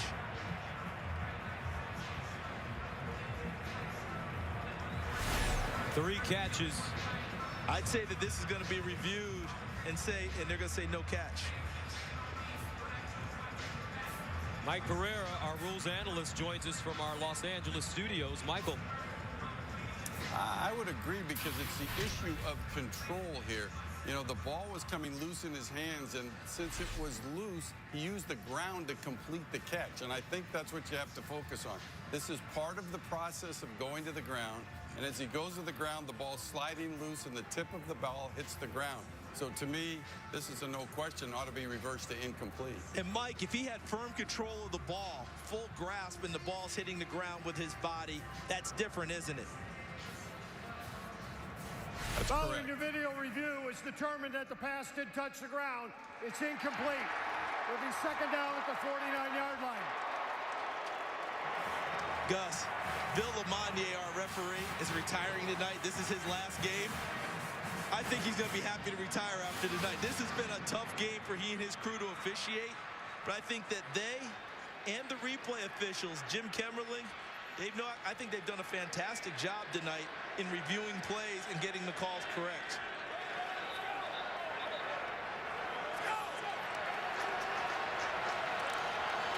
So that makes it 3rd and 10 at the 49.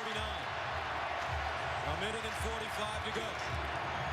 See if Clint Shelf has to use his legs again to buy time to make another key throw.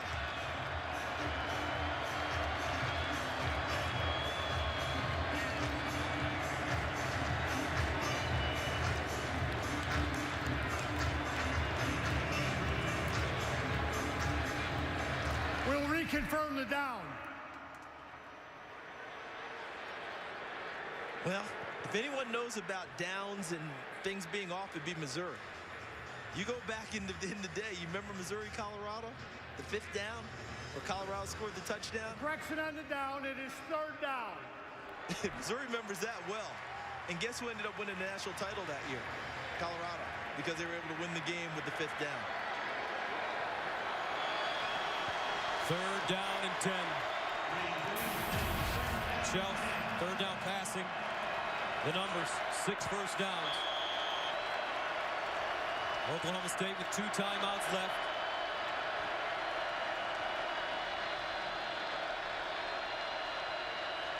Shelf wants to run it. Shelf, first down and more. Clint Shelf out of bounds at the 25.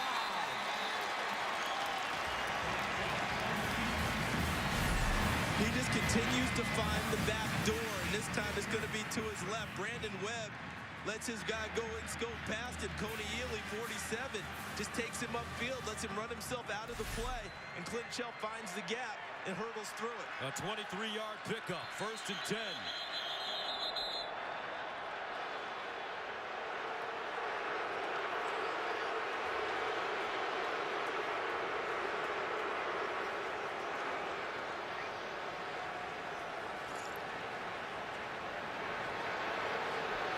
And you know what name we haven't called it all tonight, really? It's Michael Sam, the All-American defensive end from Missouri. Is there ever a time they needed him? Correct, 139. So 1:39 on the clock. But if there's ever a time that Missouri needed a big play out of their All-American, it's now. They have not gotten it all night.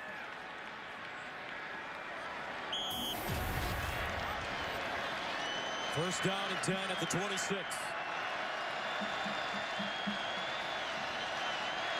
Shelf rolling. What a crazy game it's been, folks, especially Charles Davis in the 4th quarter. 3rd quarter was all defense. They just dominated it. Oklahoma State kept their team in the game with their defense. Missouri kept Oklahoma State at bay, but in the 4th quarter, everything has exploded again for both of these offenses. 2nd and 7. Here's Shelf. pumping. In the end zone, Charlie Moore. Incomplete. Randy Bonder with great coverage.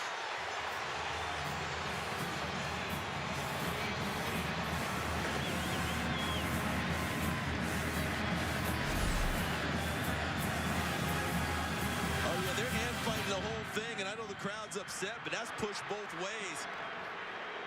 I think it's a nice job by the officials. You let them play that one out. There wasn't an advantage, disadvantage on either side. Work it out, gentlemen. 3rd down and 7 at the Missouri 23 for the Oklahoma State Cowboys. Chubb, play fake. Under pressure, lost it! Missouri has the ball! Up the sideline! Shane Ray! Touchdown, Tigers! What a play!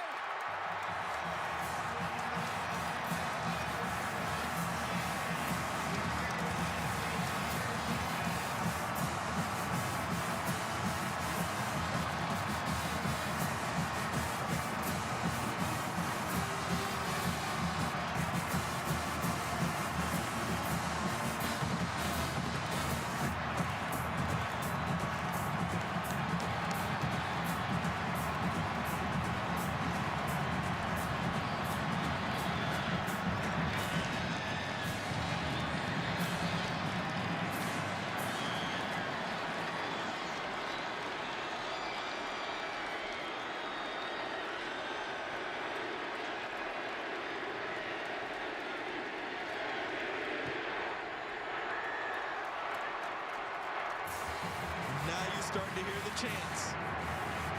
A staple of that conference. SEC, SEC. Defense ruling it now. Michael Sam with the strip. Shane Ray with the sprint.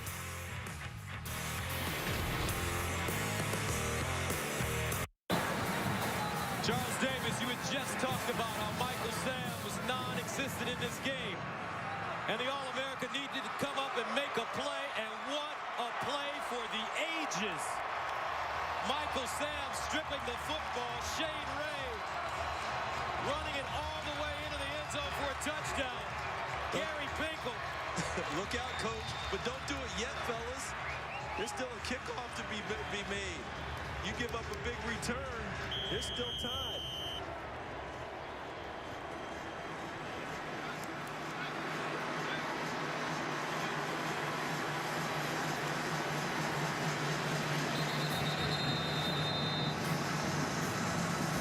Missouri calls a timeout, but one more look at a play that will go down as one of the great ones in Missouri football history. The great players have to make the plays at this time. And he beats Chris Grisby around the edge, strips the ball. Shane Ray also in at outside at the defensive end position because they've got their speed package on the field. This is what they call their money package. 3 defensive ends and a defensive tackle. Ray, Coney Ely, Michael Sam. Sam strips it from the left defensive end. Ray at right defensive end picks it up. Ely, who moves inside the tackle, helps him, and then they're off to the races. The money package just paid a big dividend. 55 seconds remaining in the 78th AT&T Cotton Bowl Classic, 41-31. Missouri now up by 10. And I think Missouri called timeout to make sure of their strategy on the kickoff. I'm a big believer that in this stage, a lot of people want to squib it. Kick that thing downfield. And Baggett has done a fine job. Don't squib it and give up field position and yardage. Make their guys earn their keep. Run downfield and cover the kickoff.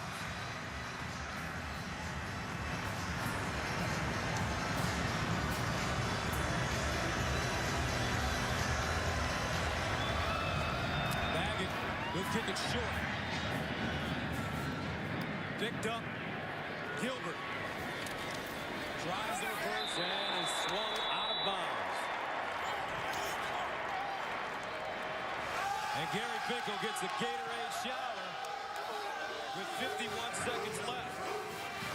And he's happy, but at the same time he's thinking it's early. But he's going to get the hug in, and now he's going to turn back and coach. Darn it, guys. Game's not over. Not only that, That's cold. 51 seconds to go. Don't forget, coming up right after the game, stay tuned for the AT&T Cotton Bowl postgame show. We'll have the presentation of the trophy. Shelf over the middle. Tracy Moore with the catch. Will gain 8. Clock stops. No first down. It keeps running.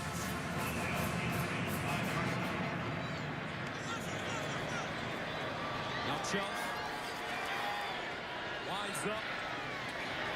Charlie Moore out of bounds.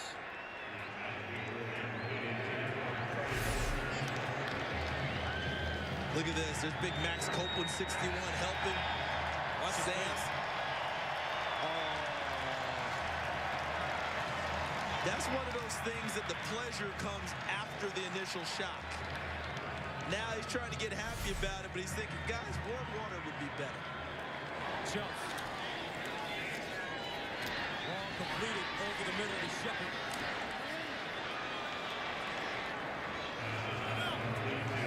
Yeah, Mark D'Antonio handled the Gatorade bath the best in the bowl season, don't you think, Gus? Pretty good job. Did you see that little fake left and, you know, came back right and they missed? Here's Shelf. Underneath. And John Goodland with the reception 13 seconds ago. No quit in the Oklahoma State Cowboys. Shelf. Incomplete. Intended for Shepard with 5 seconds remaining in this football game.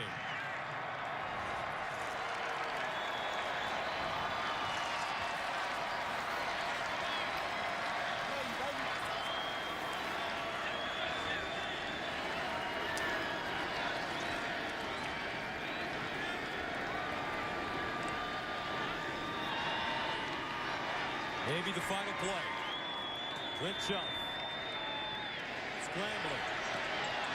They throw it. And incomplete, and that'll do it. What a finish. Missouri defeats Oklahoma State 41-31. A spectacular play at the end to preserve the victory. And Gary Pinkel and the Tigers win the 78th AT&T Cotton Bowl Classic.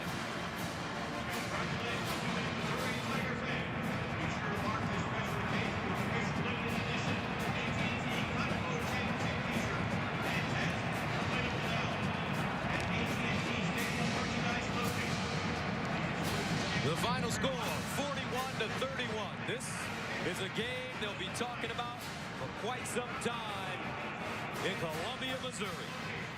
Right now, let's go to Rod Stone